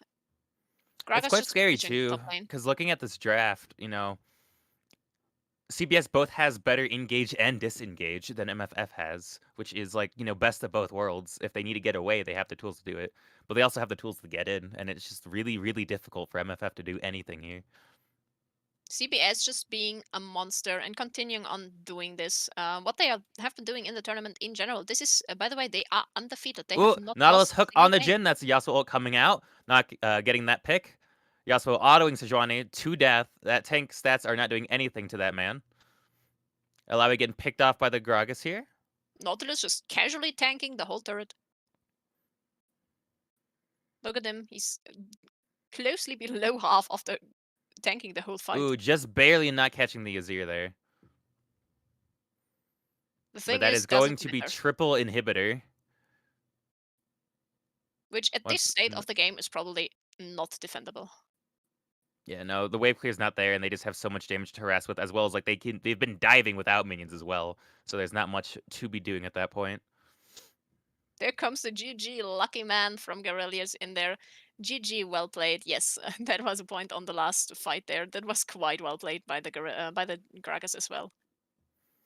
And Yeah, no, that as definitely well played. That draft was quite good for CBS, in my opinion. Just the way the matchup plays out, it's just really hard to fish for anything. And I think Prio should have been focused a lot more towards top side on part of MFF. They're gonna have Prio all lane, both top and mid, so they could secure a lot of objectives in jungle. Nautilus clear is not going to be as good in the jungle, so they could be harassing him and invading him. And if they got a big enough goal lead on, say, Alawi, then Yasuo's going to have a harder time, dealing that damage. And you also would force Viger to basically answer Alawi all game, if not Gragas, if he's still able to fight. That was quite some matches to behold. To be honest, I was a bit skeptical about the bot lane, but I couldn't believe my eyes. They just toyed around with them. Even Prio, even if I said like the early game would be hard for them, they turned around and said nope. Especially with the Nautilus ganks, they just had no escape. Getting both the Yasuo just ready to go in there, getting the kills. Well, Braum got the kills, but it was enough. Yeah, definitely as well. Picking the Jhin that early, they needed to secure, some good counter bans, because Jin's not the best early pick, given how bad he does into tanks, as well as just with that Yasuo pick as well. They just had so much to shut down that character. So we are looking for an interview from the winning game is CBS right now. It might be Lipsycat or Rapid Panda or both. I'm not sure. We're gonna be surprised, I guess. They are free to join. I'm gonna write them right here. Prepare some questions. Trust their ADC. Okay, apparently CBS is not trusting their ADC. I'm not sure what I that's. want to talk to that Yasuo, huh? He's the one that went crazy. Yeah, exactly. Like I want to talk to the Yasuo. I mean, I called the pick, and now they don't want to talk about it. Hello, Lipsy. here. Welcome. Thank you for Hello. joining. Hello. So Guten how do Tag. you feel after your debut on Viger in the mid lane? I heard you kind of bragged about it before, and now you've finally been able to pick it and play it. Well, I've been a Vgar. I was a Vgar one trick for the better part of a year. I played really bad this game. Like even though I had the gold lead and the most damage in the game, I don't think I did that much to deserve it. Like Azir's a bit of an annoying matchup, but yeah. I mean, Vgar's just a really comfortable champion for me, and especially with my team being more responsible for the win while I sit here and farm up safely, because Vgar Cage brings a lot of safety, and during fights you just scale up for free, of course, during a lane, and the Cage brings a lot to team fights as well. I think there was the team fight at Drake where our jungler stole Dragon. I put the cage down because they were 4 men like trying to get him. So I just put the cage down. 2 people walk into it. Like I just explode Jhin, and yeah, we just take over from there. Yeah, it's Oh, definitely, yeah. with all the bot lane snowball and then how much setup you guys have, you kind of can just throw your spells on everyone and you just kind of have a field day getting damage off. And there were just a lot of fights where you just, your Qs just kept securing, a kill or two, and you just Yeah. walk away with a triple kill. It's like, okay. Yeah, there was the fight before that also at Drake, and that fight I got 5 kills. So I went from 2-2 to 5-2 to like 7-2, I think. You ended the game with 9-2. Yeah. Quite nice. Evened out with the Yasuo. Yeah. But definitely, I think your Jeff was quite solid just because, that I think you guys bullied the early Jhin Ash pick. You just were able to secure a double shield, turn Yeah. all that, as well as the Gragas pick to answer the Alawi just shuts her down as well. Like, I think really the only way they could have beaten you guys out is just abuse the Azir prio more, abuse the fact that Alawi permashove, and just try to secure those early rifts to get a gold lead somewhere. Yeah. But there's just a So lot of focus on bot lane in that game. yeah, going from top to bottom, top, we picked the Gragas into Alawi, get her out of her ult. But we did know Alawi would be dangerous in a team fight. Now, it never really got to that point where it was like full 5v5 fair fight. So we didn't really need it, but Alawi would like be really dangerous into our team, which I think is where Vigor does come in, because you can just cage in the middle of a fight and everyone has to respect it. Everyone has to move away, or they get stunned for 2 seconds straight. And I think I got one cage off where, like, yeah, you're just stuck for 2 seconds. Everyone throws their ability and you explode. And Absolutely. Our read on the well- situation was actually that we thought that the Ilawi was the try to just get the pressure on the sideline, not especially for the team fights, just because, as you said, in the Viger it's quite difficult to play. But we saw the Gragas pick just completely neutralizing that game plan. yeah, we were kind of we might have gone Akshan, but it got banned in the second rotation. So then we just say, like, whatever, Gragas should work into it. And then we picked that. And the bot lane pick, well, they decided to first pick Jhin Ash, which in our server we both don't think Jhin is a very good champion. And He's we not don't the best right now, and he's we also don't- a horrible first pick. Like, yeah, and we don't think Ash is very good either. Like, Ash support, you need to be really good, or like, you're not Carrier, to pull it off. And we could instantly slam a counter, and it was Yasuo Braum in this case. We were looking for other picks other than Braum. I think our support didn't want to play Braum, but I believe it it was worked the out. perfect pick. I think Yeah. Braum was a really good pick there. So even they didn't want to, it really pulls the team come I together. mean, I know Robane has a few questions here. He's been putting up of like his I'm first dying one. for a question as well. Well, go for Okay, it. Go for I'm it. here. I'm casting. I'm the first one in the queue. So, Lipsy, you kind of answered my question already, but it's kind of funny because after the second game ended, no, the first game ended, I was saying that I'd love to see the Yasuo on Yasuo, and then you picked it. So you're saying that you didn't hear me say that? It was a No. pure coincidence. Damn. No, we didn't hear you say anything. I mean, our AD carry is always looking to play his like favorite champs. He doesn't really want to stick to ADCs all the time. So yeah, and he has a pinky injury or something. So he has some trouble playing more like high APM like AD carries currently. So I don't know if Yasuo was much better, but it's his favorite You champion. just gotta rekeybind your Q to like a mouse button, and then you can have a field day on Yasuo. Just play with your foot. It's enough. Just set Yeah. the keyboard on the ground. It's enough. It works out. Yeah, Yeah. we do have Trust me. two questions from Robane. The first one is, where do you file requests for champions being played? What do you mean? He's just asking where he can ask for certain champs, I guess. Oh, in our Since you chat. guys have had I think one of the most diverse rosters of anything anywhere. Yeah, where's our Yumi top lane? We're waiting for it. Maybe, but in game one, we really played serious. We pick Ornn Seraphine. It's our combo, and yeah, we just pick Ornn Seraphine if we really want to win.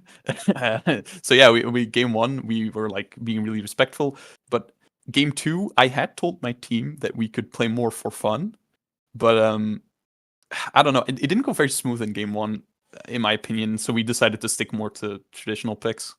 Yeah, stream side didn't go smooth game one either, but Yeah. Game one was also a very interesting draft. I think Sion, Senna, and then Orange Jungle again, and our The- top laner was. I saw what the power of the Scion Senna was. I was like, that's a little interesting. TP Scion Senna Warp. Then I saw the Senna root on the minion and then eating the minion into them was a really kind of dirty strat. Yeah, I don't know if they pulled it off. I didn't. I'll be honest. I mostly focused on my own lane, and They tried it quite a bit. I don't know if the camera was ever on it, if they did get one, but Yeah. I believe they got 1 or 2 actually pretty successful. I don't know Yeah. if anything happened because of it, because the moment you throw away the minion, you can't really catch up to it. But Yeah. it was enough for the kind Yeah. of poke. Yeah, also it was, the TP really came in when Scion teleported behind 2 enemy turrets to gank from behind. Yeah, I remember when he was we were still kind of fighting a little bit, and he just teleports behind them and yells at us like, "Oh, I thought you guys were still fighting." But yeah, he killed Lulu. He got out and just bought a space for Baron. So But yeah, Okay, it looks let's like see. a lot of your games, you guys are consistently getting like 5k plus gold leads and just kind of running away with that. there's usually this one point in the game, like where we win that one team fight, where we get Baron and Dragon, something like that. And then it just snowballs. I guess an interesting question would be, what do you think would be the best way for any of these teams to try to beat you? Like, what do you think is your biggest weakness? I mean, I'm not gonna answer that. What do you mean? Are you I mean, if afraid? Are you afraid? Are you Are you Just admitting that you're reveal. scared? You're literally True. asking me how to beat us. All right, Yeah. here's my Well, answer. that helps you. That helps you fix your mistakes. Here's my answer. You can't. Boom. Ooh. Uh, Okay, Oh. well, we'll hold that to you if you ever Yeah, take I a mean- 1L. Gonna be honest, if you lose one game, I'm gonna take every leg of every teammate of your team. Just be ready okay, for the day. sure. Oh, Uh-huh. They don't need Okay. them to play. true, Yeah. true. They only all we need need their is our pinkies. hands. Yeah, hands with broken You pinkies. gotta take Yasuo's thumb. Does he Alright. even need that? I mean, yeah, I think he uses attack move Oh god. Yeah, okay. with his thumb. So I'd say we just finish this up then. Thank you very One much for last joining. thing then. One last thing. Oh, okay. Sorry, I didn't want to. One interrupt you. last thing. One last thing. I do want to quickly call out that Visor did say that they believe they had the cleanest macro in the league and that they would smash us 2-0. So I think we didn't lose a single tower that game, and we got 8 Drakes out of 10, I think. So who has the Yeah, better no, macro now? I don't think the macro was there definitely the last game, just because I think the emphasis Well, I on will playing compliment- for bot so much was just not the play. I will compliment Visor. I think he was really good in mid and way more aggressive on Syndra than a lot of players would be. So he did play well there. And yeah, I think that's about it. Thank you very much for joining and for the long interview. And I wish you all the best evening. And the small victory celebration. We're probably gonna rewatch the game just in a group chat, something like that. Quite dedicated. Well, you go Oh, for it's that. just to laugh at stuff mostly. Okay. Well, then I We laugh take at each that. other's. We laugh at each other's ins and like look at what. Like it's not like we're watching it analyzing like what could go better, this that. It's just why are you doing this? Why are you going in 1v5? Stuff like that. So like a little bit every time shot the Nautilus. No, the brown flash. No, who failed flashed? I think it was the Nautilus, wasn't it? I think they Yeah, both I did at think some point. Yeah, But someone tried yeah. to flash wall, did it way too early.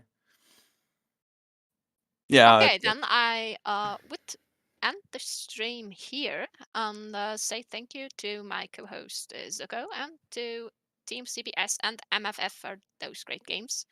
The next game will be a replay for Troglodytes with Aurora tomorrow, I believe, 18 CET, and it will be followed up, as far as I know, by the next game as well.